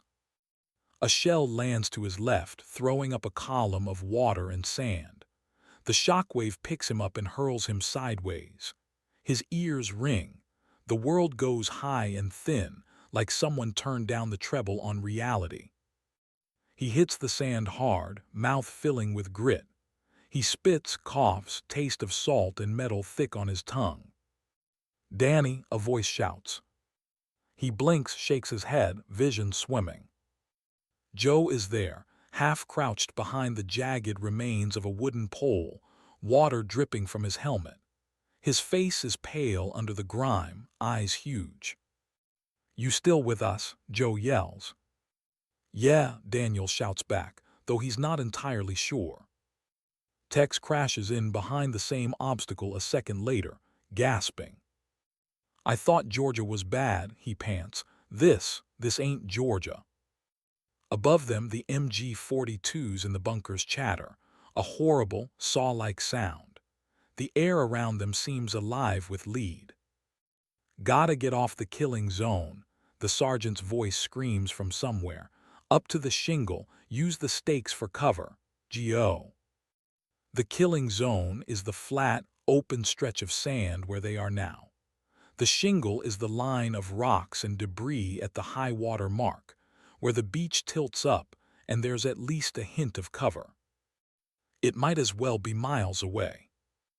"On three," Joe gasps, glancing at Daniel and Tex. "We go, short bursts, ready." Daniel nods, Tex grunts. 1, 2, 3. They break from cover in a hunched run. The sound is unbelievable. Bullets snap past his ears with little sonic cracks. Sand jumps in spurts around his boots. He focuses on the ground in front of him, one foot, then the other, refusing to look at the bodies he's stepping around because there are too many and he will freeze if he lets his brain catalog any of them. A man ahead, Corporal Hughes from Chicago, suddenly arches backward as if yanked by a hook, then goes down, arms flung wide. Daniel stumbles, nearly trips over him, keeps going. His lungs burn. His legs feel like they're wadding through syrup. Then, impossibly, the ground tilts up slightly and his boots hit pebbles instead of sand. He throws himself down behind a lip of shingle, chest heaving, heart hammering so hard it hurts. All along the line, other men do the same, dragging themselves behind any slight rise, any steel girder, any corpse big enough to hide behind. Joe dives in beside him, laughing a little hysterically. Beachfront property, Joe gasps. Told my ma I'd see France, didn't say it'd be like this. Tex lands hard on Joe's far side, breathing like he's run for his life, because he has. They're not safe. Mortar shells still land, chunks of rock and sand raining down. Machine gun fire rakes the shingle, but at least now there's something between them and the guns. Now what? Tex pants. Daniel finds himself looking left, right, as if the answer might be lying on the beach somewhere. Up ahead, closer to the bluff, he sees a man, a lieutenant, standing somehow in this hell, waving his arm. Engineers, the lieutenant is screaming. Get those charges on the wire. We gotta blow the exits or we're all gonna die on this damn sand. Behind Daniel in the shallows, more landing craft are coming in. Some never make it. Shells hit them, flipping them, turning them into splinters and screams. He realizes, distantly, that they might actually be pinned here, that everything they practiced on grassy English fields could end right here, in this narrow strip of foreign sand. He swallows hard. No. His father's voice comes back to him, strange and clear in the din. Do your duty to the man next to you. The man next to him, Joe, is fumbling with his rifle, hands shaking. My hands won't work, Joe mutters. Why won't my? Daniel grabs his wrist, squeezes. They're working fine, he shouts. We gotta move when they move, okay? Yeah, Joe says.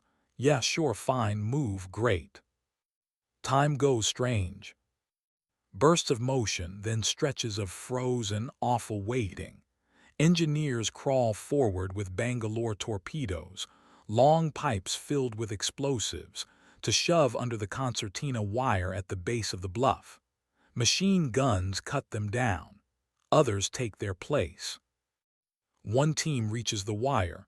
A blast, a gap. There, someone roars. A breach moved through. Men surge toward it, bunching unconsciously. German gunners rake the area. Daniel feels a thud against his pack, remembers he doesn't have one anymore, and half turns. Joe is looking at him with a confused expression, mouth forming a question. There's a hole in Joe's chest. For a second, Daniel's brain won't accept what his eyes see. Then Joe crumples, folding in on himself like a puppet whose strings finally snapped. Joe, Daniel shouts, grabbing him. Blood soaks his hands immediately, hot and slick.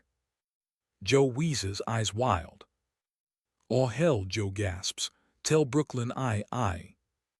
His head lolls. The light goes out of his eyes. It's not like in the movies. There's no final speech, no profound last words. Just half a sentence cut off by the indifferent trajectory of a bullet. For a second, everything else fades. The guns, the screams, the explosions, they go muffled. All Daniel can hear is his own breathing and the rush of blood in his ears. He wants to stay, to hold on, to do something, anything. A hand clamps on his collar, hauling him backward. Leave him, Tex yells in his ear. He's gone, Miller. You wanna die here too. Daniel struggles for a second, then some survival instinct older than thought takes over. He lets go. Joe's body slumps back into the pebbles, eyes staring at a sky that doesn't care. Move, Tex shouts, shoving him toward the gap in the wire. They run. Up through the breach, across more open sand, up the base of the bluff, feet slipping on loose dirt. There's a trench line halfway up, a shallow depression where others have taken cover. They dive in, slam into its muddy bottom. Here, the German firing is less direct, the angles awkward for the bunkers.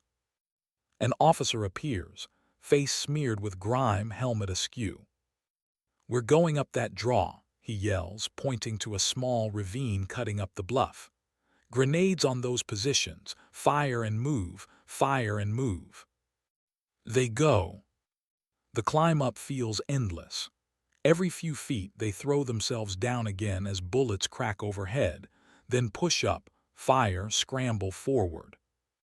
Somewhere along the way, Tex goes down with a grunt, clutching his arm. Just a graze, Tex gasps through clenched teeth, though the blood says otherwise.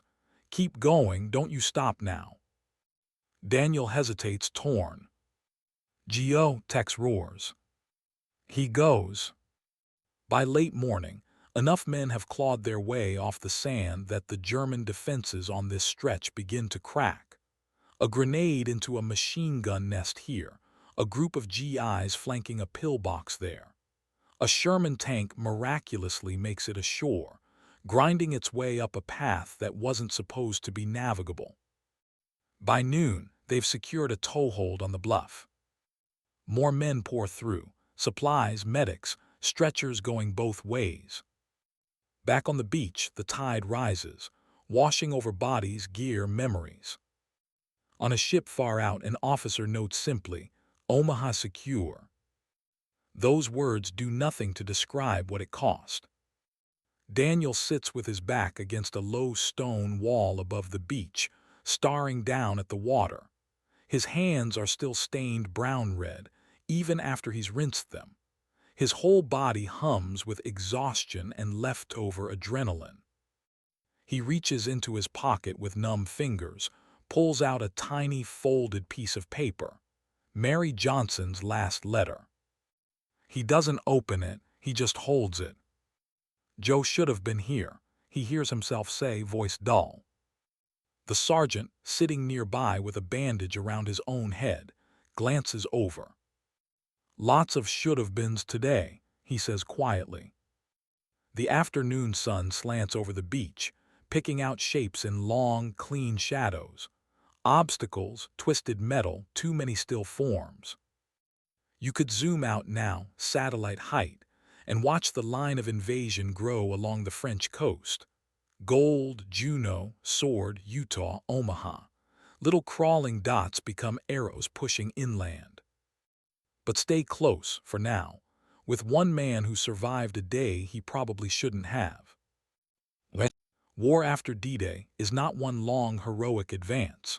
It's hedgerows and mud and nights half asleep in foxholes that smell of damp earth and fear. Normandy inland is a patchwork of fields divided by thick, sunken lanes and hedges, bocage, that make perfect defensive positions. The Germans know this. They use it. In the weeks after June 6th, Daniel's world becomes very small again. The 10 yards in front of his foxhole, the next hedgerow they have to cross, the farmhouse a few hundred meters up the road that someone decided is important. He learns the sickening thump of incoming mortar rounds versus the flatter crack of outgoing. He learns to move in short, sharp bursts from one cover point to another, to never silhouette himself on a ridgeline, to listen for the unnatural silence that often precedes an ambush. He sees more friends die. A quiet Kansas kid takes a piece of shrapnel to the throat while heating coffee over a tiny stove. A jokester from Philly is there 1 second, laughing. The next, a shell lands close and there's just a crater where he was. At night he dreams of Ohio fields and wakes in France, heart racing, hands clenching a rifle instead of a fence post. Letters come slowly, smeared, folded, precious. His mother writes about rationing. His father writes about repairing a neighbor's barn, about nights he can't sleep when thunder sounds too much like guns.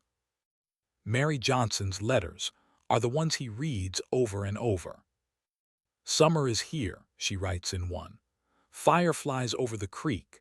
The town held a dance last week to raise money for war bonds.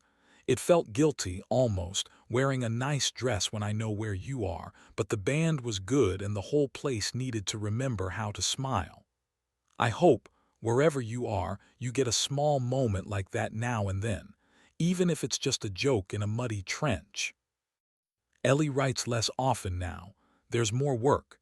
D-Day has exploded her office into controlled chaos.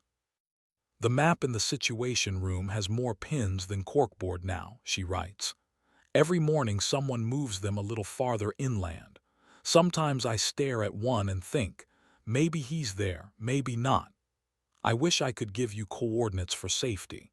Instead, all I can say is, keep your head down and your heart intact in that order if you must. In August, Paris is liberated. Photographs of people kissing in the streets, of tanks rolling past the Eiffel Tower, go up on bulletin boards and are passed from hand to grimy hand. We're really doing it, Tex mutters, looking at one, his arm now scarred but workable. Through M out of France. Long way to Berlin, the sergeant says. He's right. Autumn brings wet chill and a new name to the list of nightmares. Huichen Forest, Aachen, Metz. Dense woods where artillery shreds trees into deadly splinters. Towns where every cellar hides a potential ambush. By December, everyone is tired. The word among the GIs is that the Germans are finished. Morale on the German side, from what prisoners say, is low. Some men, especially at the staff level, start thinking about maybe being home by Christmas. Then comes the Ardennes. In December 1944, in the cold, forested region of Belgium and Luxembourg, Germany throws one last desperate punch. Tanks and infantry smash into a thinly held American line, driving a bulge into the Allied front.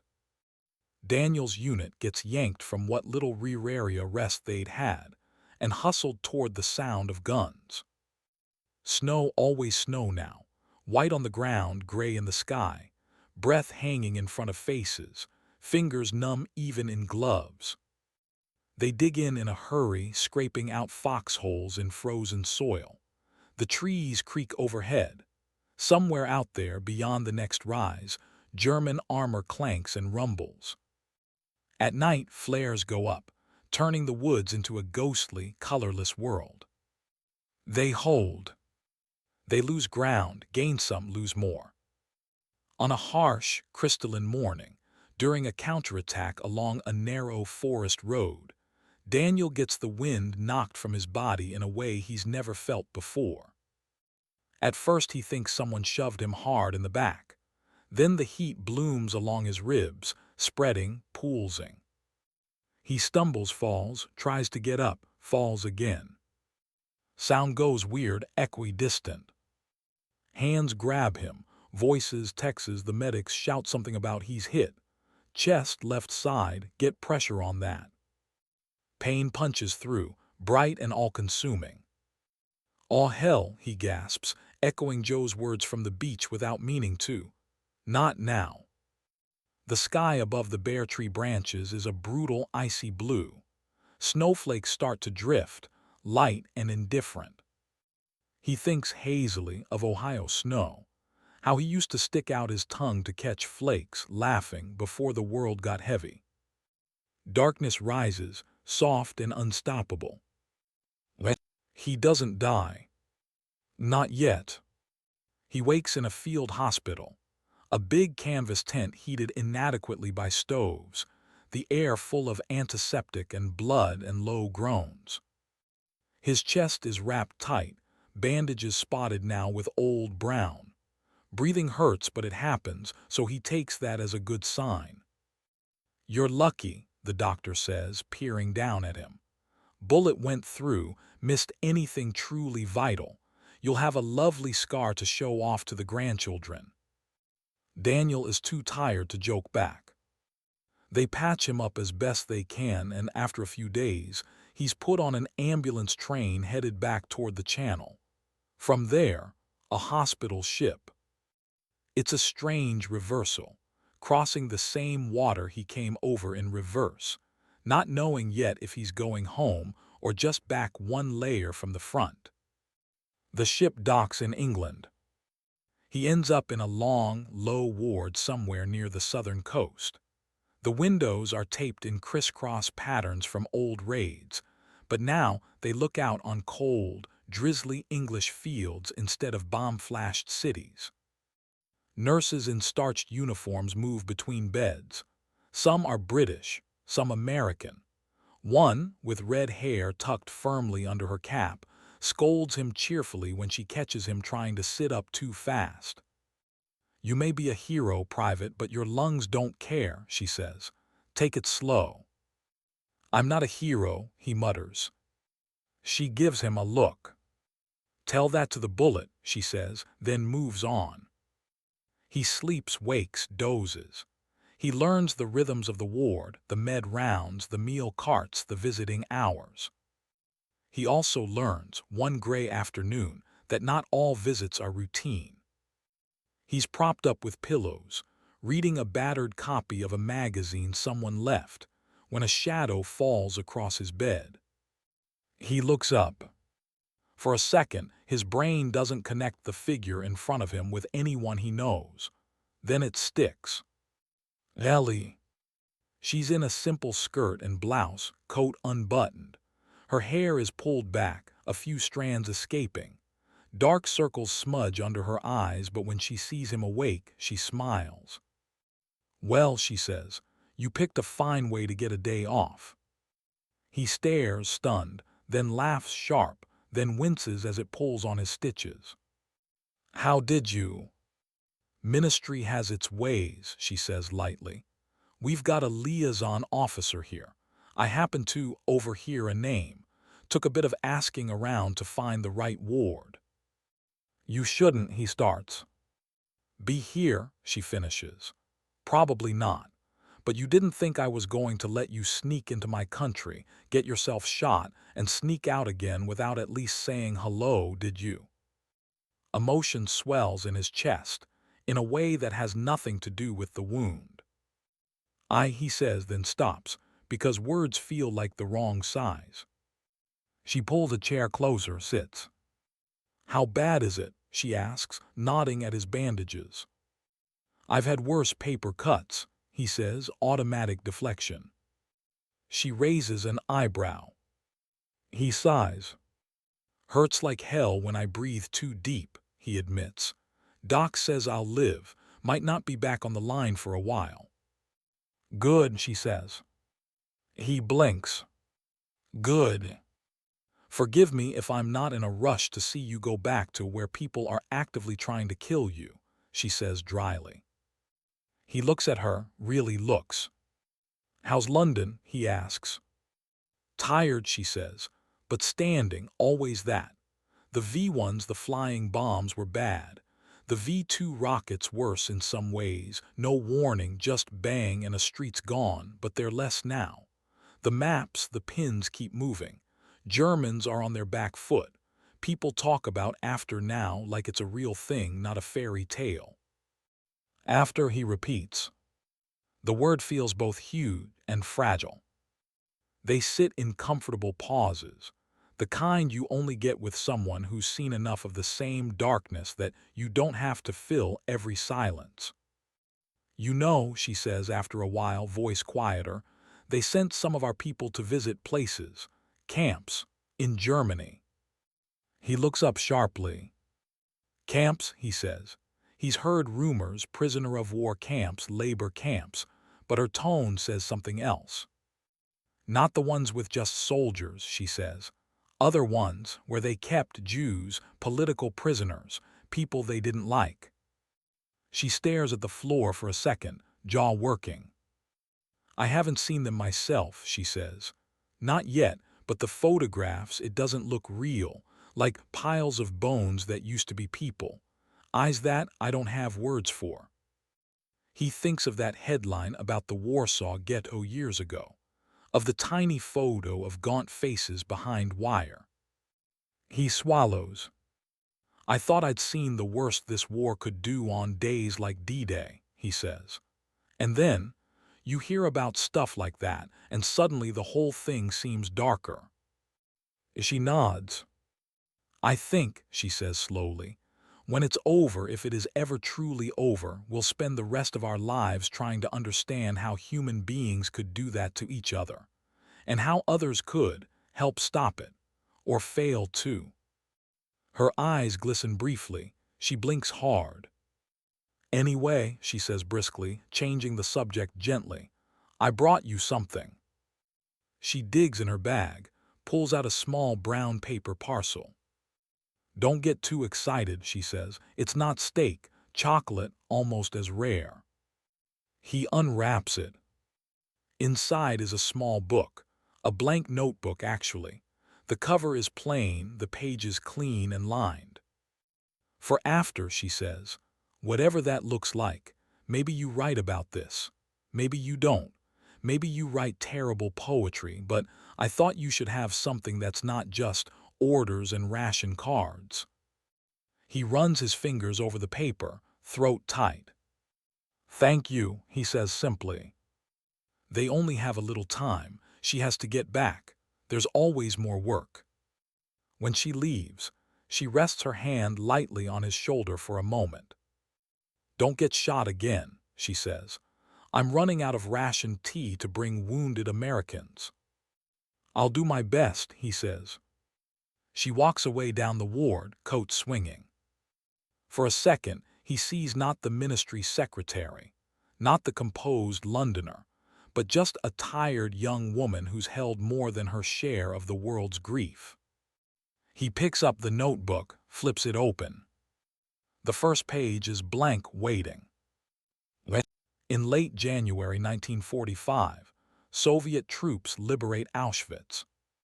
They find about 7,000 prisoners left, skeletons in striped uniforms, eyes sunken, too weak to move. The rest, those who could walk, have been forced west in death marches.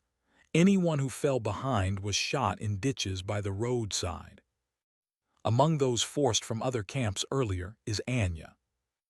After months hiding on the Aryan side with forged papers, she was picked up in a street sweep in Warsaw in the summer of 1944. Someone's eyes lingered too long on her face. Someone asked too many questions. Her story frayed at the edges. They beat the truth out of her in a Gestapo cell. She was shipped to a camp, first Majdanek, then later Ravensbrück. Prisoner train cars, packed so tight she could barely move, reeking of sweat and waste and fear. Sealed doors, a bucket in the corner, people dying standing up because there was nowhere to fall. At Ravensbrück, mostly a women's camp, the rules were simple and brutal. Stand when told, work until you drop, starve, get beaten for nothing, watch others go to the showers and not come back. The guard towers ringed the barbed wire fences like cold eyes. Beyond, forests and lakes that might as well have been on the moon. She stopped counting the days. She didn't stop remembering. David's grin, her mother's hands on a piano key, Jacob's giggle, her father's scraped fingers on cloth as he measured a suit, the ghetto flames, the smell of burning.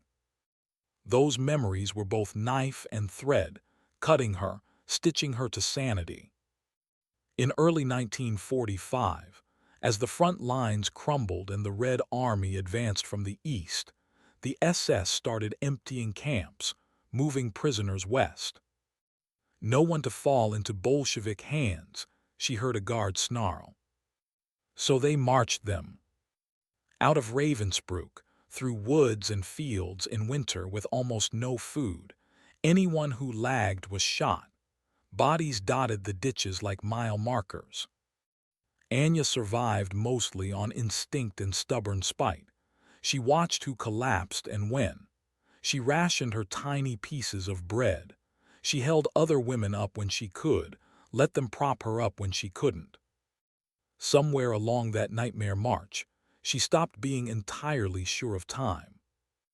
They ended up at Bergen Belsen. By the time she arrived, in March 1945, the camp was hell unfiltered. Typhus ran rampant. There was almost no food.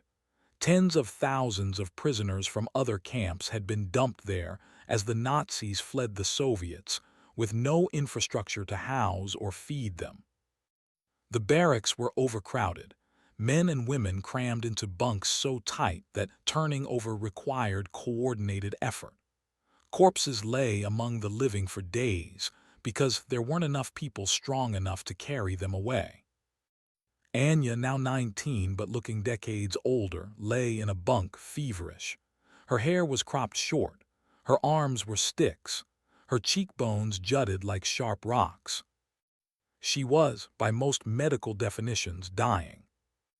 On April 15, 1945, British troops reached Bergen Belsen. They hadn't planned for it. Their immediate objective was different: roads, towns, tactical points.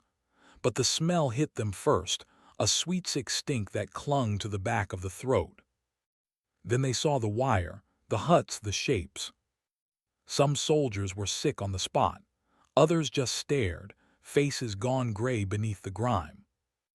They'd heard rumors, camps, atrocities, wordless phrases. Nothing prepared them for the reality. Film crews came soon after, photographers, war correspondents. The British Army, horrified, wanted the world to see. Ellie Reed came a little later that month, as part of a ministry team tasked with documenting, with gathering testimony. The jeep ride from the nearest airfield was quiet.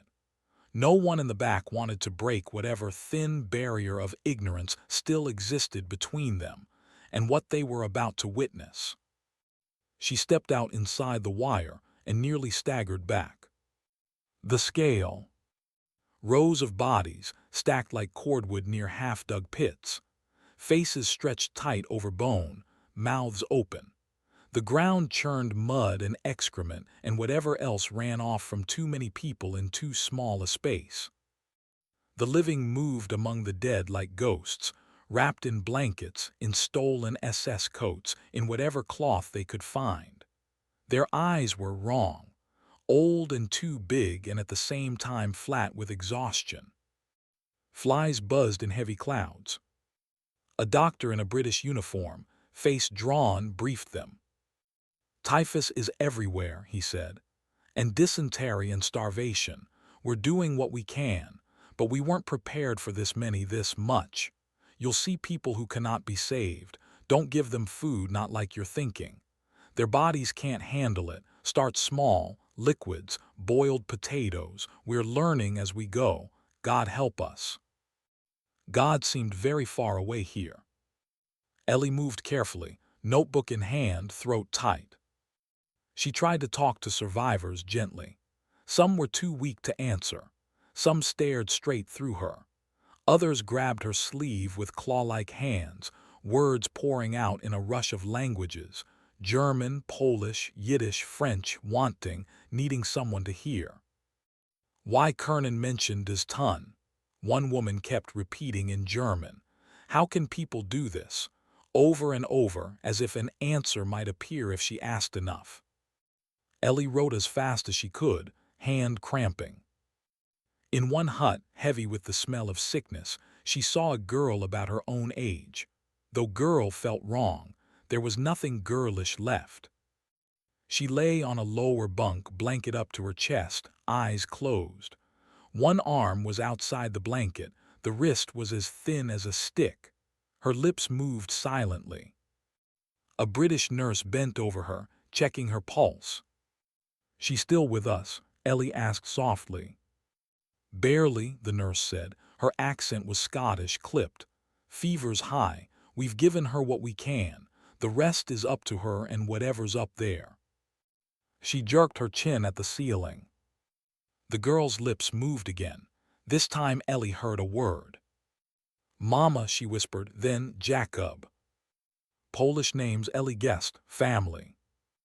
On impulse she stepped closer, knelt so her face was in the girl's field of vision if she opened her eyes. "What's your name?" she asked quietly. The girl's eyelids fluttered. For a second, amber-brown eyes, clouded but still somehow fierce under the fog, met hers. "Anya," she croaked, barely audible. "I'm Ellie," Ellie said. "You're in British hands now. Soldiers, doctors, we're going to try to help." Anya's eyes flicked toward the nurse. then back to Ellie. "Are they Germans?" she rasped. "No," Ellie said quickly. "British, from across the water." Anya's lips twitched, a ghost of a frown. You'll go home," she whispered. "After tell them tell." Her voice broke into a cough. "Easy," the nurse said, lifting her head slightly, giving her a sip of water. Ellie waited until the coughing calmed. "I will tell people," she said. "I promise, about you, about this place, about everything." Anya's eyes closed again, but she nodded, the movement barely there. "Don't let them say," she murmured. Her voice trailed off, but Ellie understood. "Don't let them say we were just numbers, or that we didn't exist, or that this didn't happen." "I won't," Ellie said, fierce. "I swear it." She reached out carefully, almost without thinking, and touched Anya's hand. It was hot, dry, skin-papery over bone. For a brief second, Anya's fingers curled around hers, surprisingly strong for someone who looked so near death. Then they slackened as sleep or unconsciousness dragged her back down. Ellie stepped out into the gray light, stomach heaving. She leaned over, bracing her hands on her knees, gulping cold air that still tasted of rot. She didn't throw up. She wanted to. It felt wrong somehow to waste food here. Later, in a drafty office back in London, she would type up reports about Bergen Belsen. She would choose words like inhuman, systematic, organized murder, knowing that none of them fully captured the reality. But in that hut, with that girl's fever-hot hand in hers, the war stopped being lines on a map entirely. It was one person, still clinging to life, asking not to be forgotten. Anya doesn't die. She comes close, fever spikes, drops, spikes again. But the nurse is stubborn, and Anya is, deep down, too angry to let go. Weeks later, thinner still but upright, she stands in a queue for delousing, her old clothes burned, new ones issued. She catches sight of her reflection in a broken bit of mirror. She doesn't recognize herself. But her eyes are the same. She remembers Ellie's promise. "Tell them."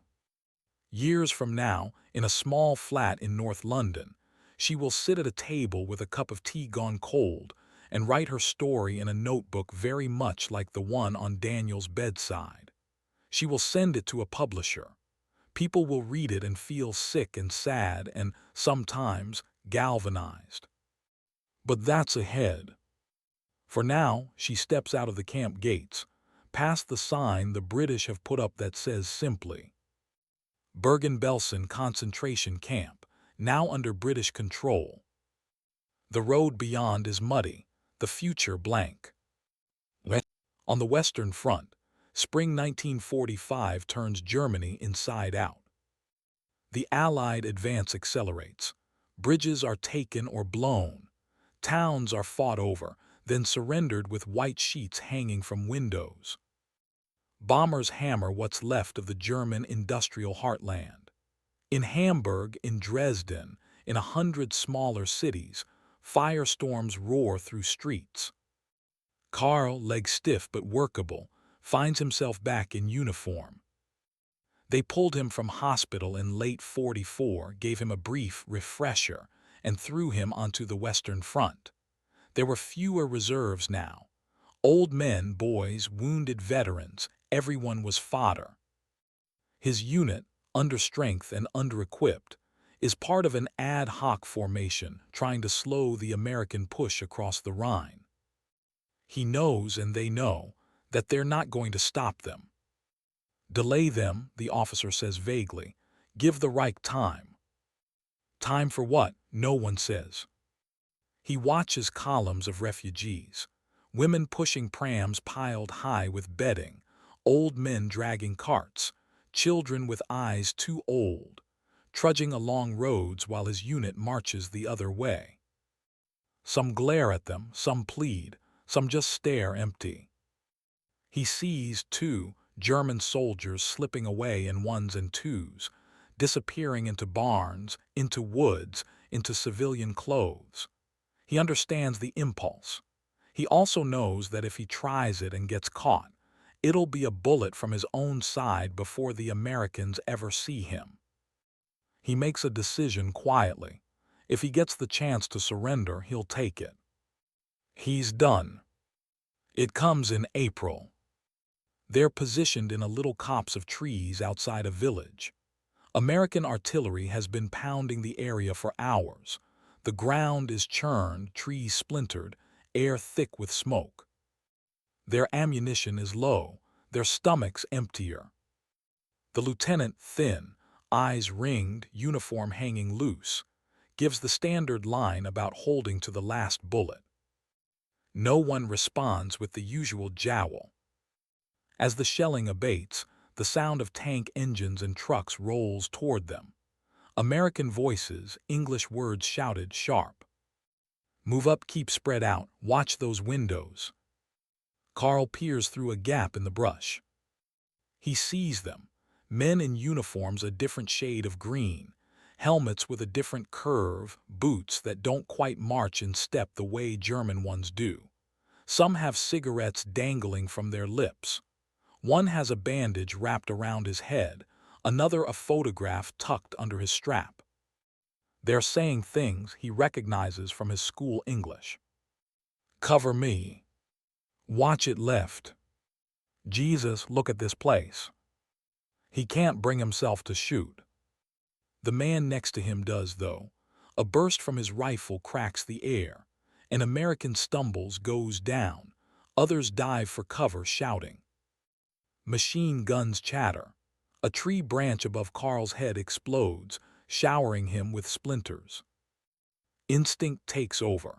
He fires a few rounds in the general direction of muzzle flashes, more to keep his head from becoming a target than from any real desire to hit someone.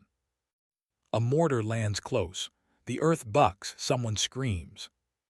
Fall back, the lieutenant yells, voice ragged. Back to the next. The sentence cuts off with a wet, abrupt sound. The lieutenant crumples, neck opened by shrapnel. Silence for a heartbeat. Then a different voice, low and urgent, from one of the older corporals. Enough, the man says. We're not dying for this bastard anymore. Not for Berlin, not for Hitler, not for some line on a map. He stands up slowly, drops his rifle, pulls a dirty rag from his pocket, waves it hesitantly. Don't shoot, he shouts in heavily accented English. We surrender, nicht schießen. Carl's whole body goes cold. This is it. He drops his own rifle. The weight leaving his hands feels strange, like losing a part of himself he never wanted but learned to lean on. Step by step, hands raised, they emerge from the trees into a clearing. American rifles swing toward them, barrels dark eyes. Hold it, an American sergeant shouts. Cover M, keep your safeties off. Carl's heart thuds in his throat.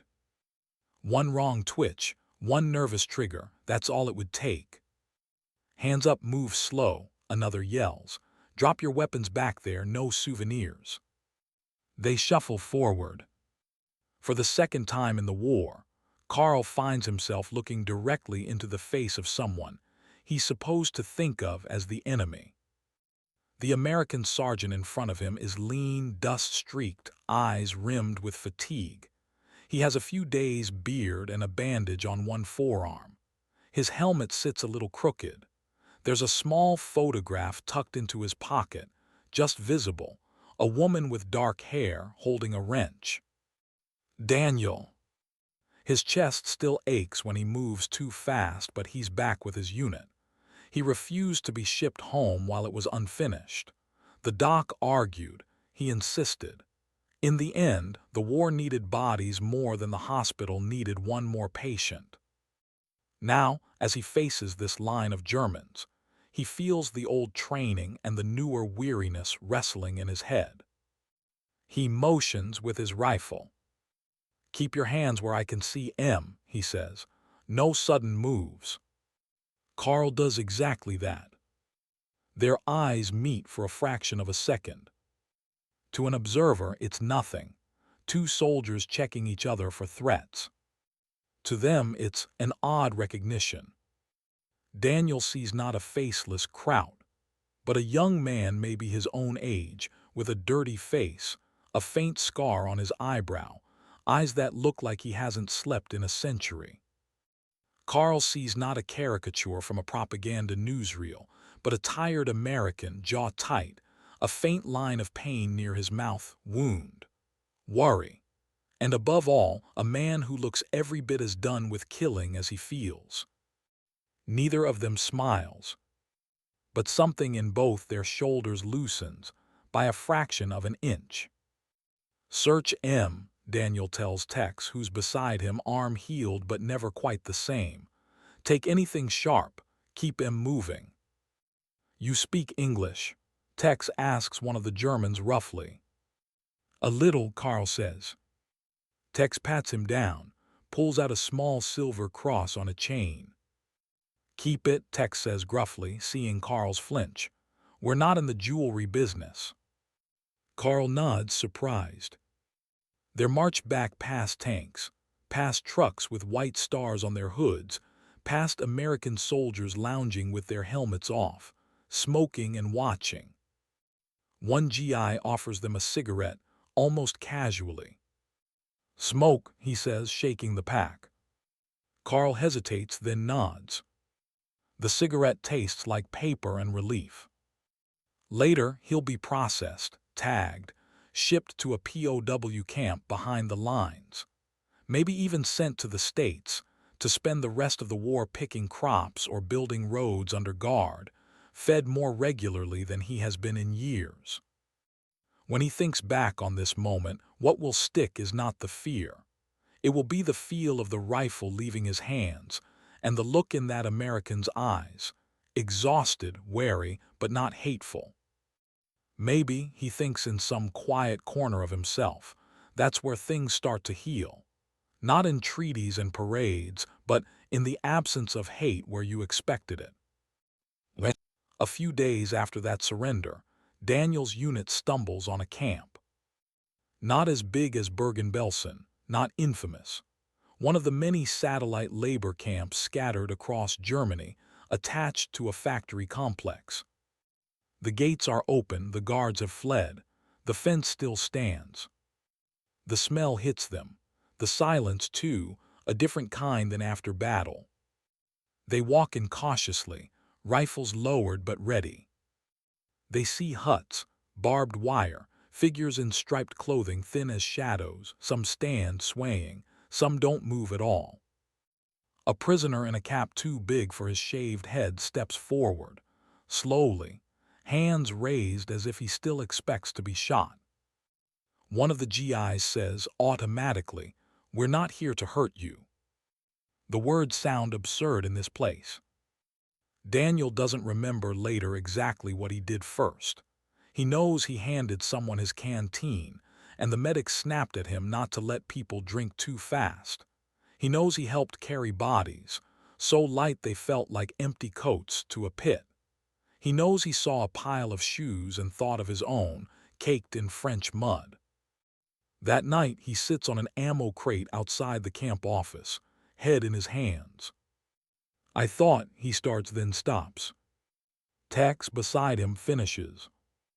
"You thought we'd seen the worst of it," Tex says. "Beach, bulge, all that. Turns out, folks are real creative when it comes to cruelty."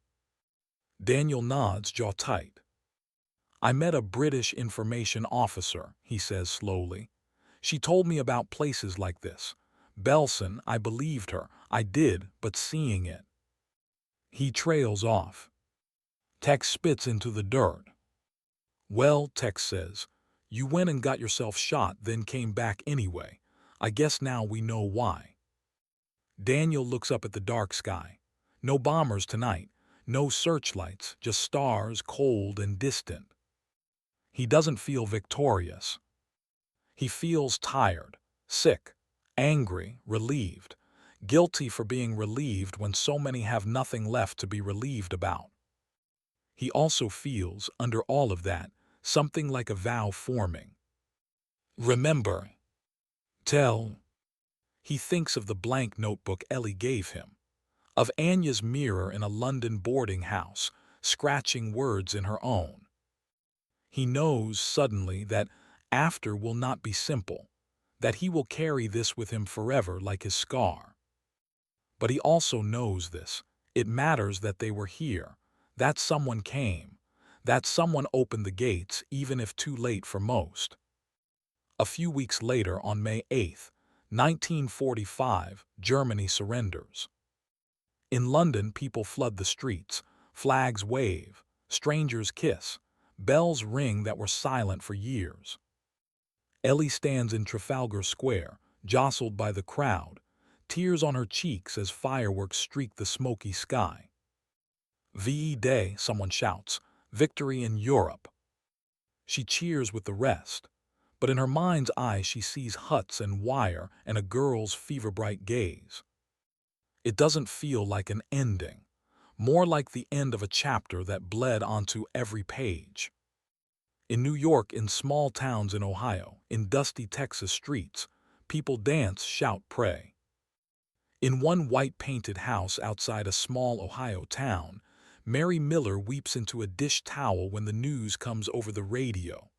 Frank stands behind her, hand on her shoulder, eyes closed.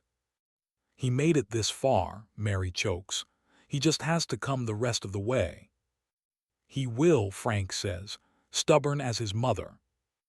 In a POW camp in the American Midwest, Carl reads the news on a notice board. Germany has capitulated. The war in Europe is over. He sits on his bunk for a long time, staring at nothing. Then he pulls out a scrap of paper and a stub of pencil and begins to write a letter to his parents. I am alive, he starts. I don't know when I'll be home, but I am alive. And I am sorry for everything, for not seeing sooner, for not doing more. I don't know yet what forgiveness looks like in this new world, but I hope we find some. In a displaced persons camp near Belsen, Anya stands in a ragged line, waiting to see a British officer about resettlement. Palestine, some say. America, others hope. Maybe England, a few whisper, eyes flicking toward the gray-green uniforms that liberated them. She has no one to go back to in Warsaw. The ghetto is gone. Her parents, brother, vaporized into numbers and ash. Her home now is her story, wedged into a corner of her mind where no one can take it. When her turn comes, the officer asks, name. Anya Kowalska, she says. Nationality. She hesitates. Jewish, she says, then after a beat, Polish. He nods, makes marks on his form. Any family? He asks, routine. She shakes her head once. But I have things to do, she adds quietly. He glances up, curiosity flickering. Such as? Tell what happened, she says simply. He looks at her for a moment, then nods again. We'll see where we can send you, he says. Somewhere you can do that. In a ward in England, the last wounded Americans pack their kit bags for the long ride home. Daniel bends carefully, testing his chest. It twinges but holds. He slides the notebook into his duffel. The first pages are still blank.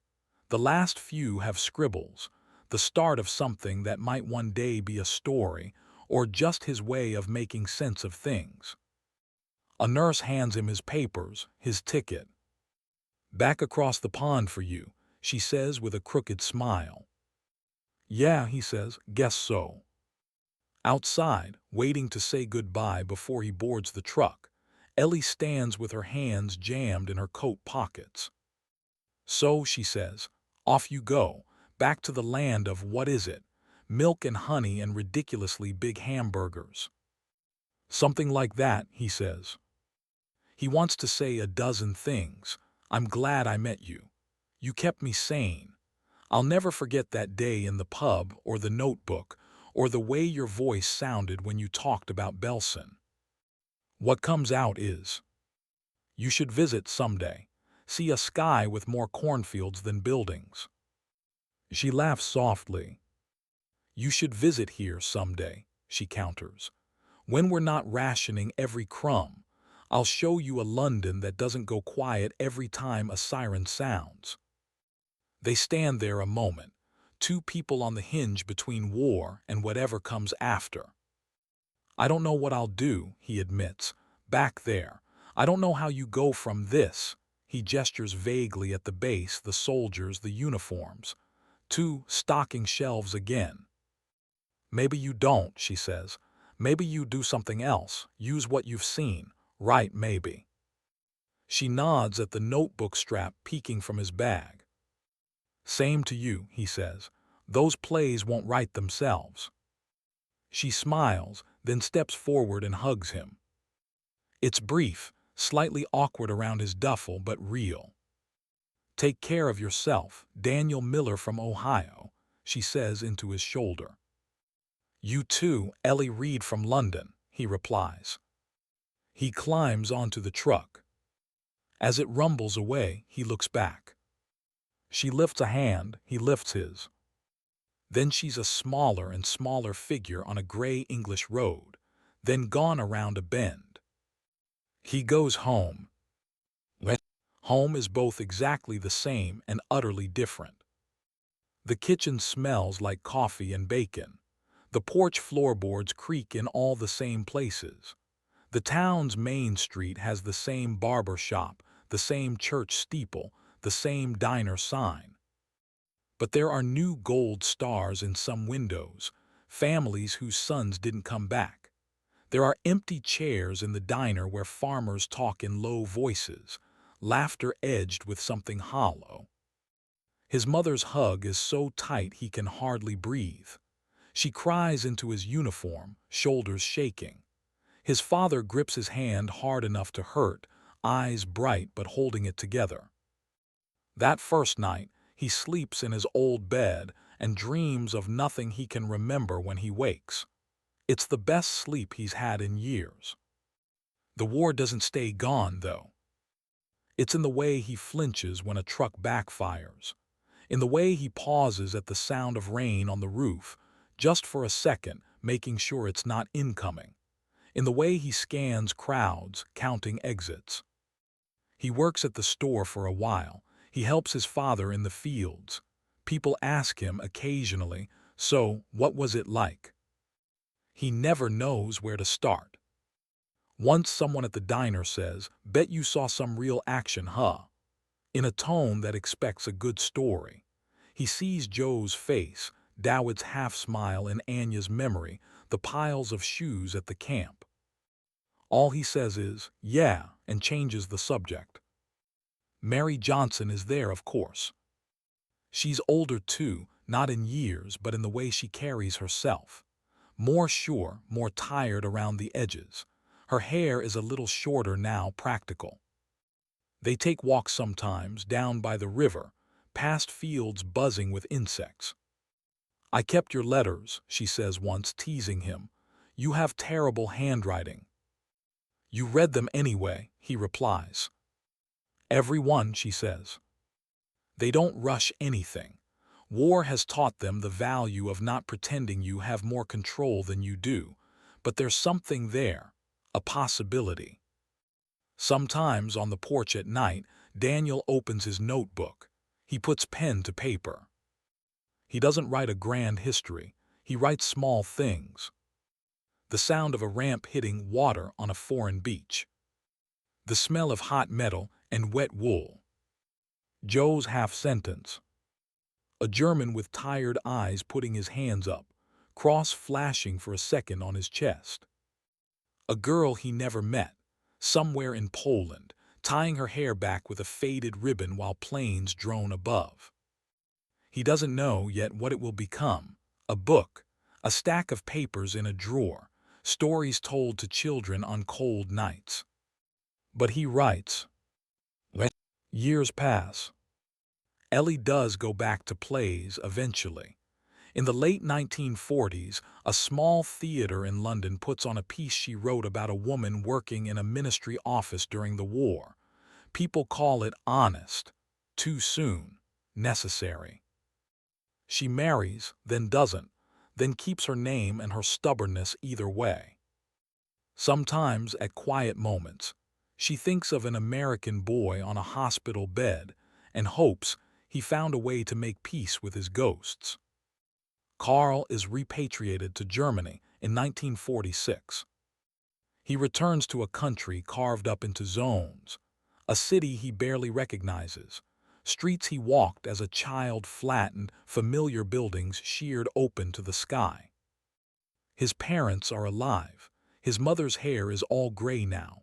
His father coughs more than he used to. They don't talk much about the war at first. Too raw, too close. He works odd jobs. He avoids former comrades who still mutter that they were betrayed rather than defeated. He attends, reluctantly at first, a denazification hearing, answers questions about what he did, what he saw. He can't tell them everything. Some things choke him still. But he tells enough. He visits the ruined synagogue a few streets over, where once, as a boy, he passed a Jewish classmate's family going in. The classmate who later didn't come back to school.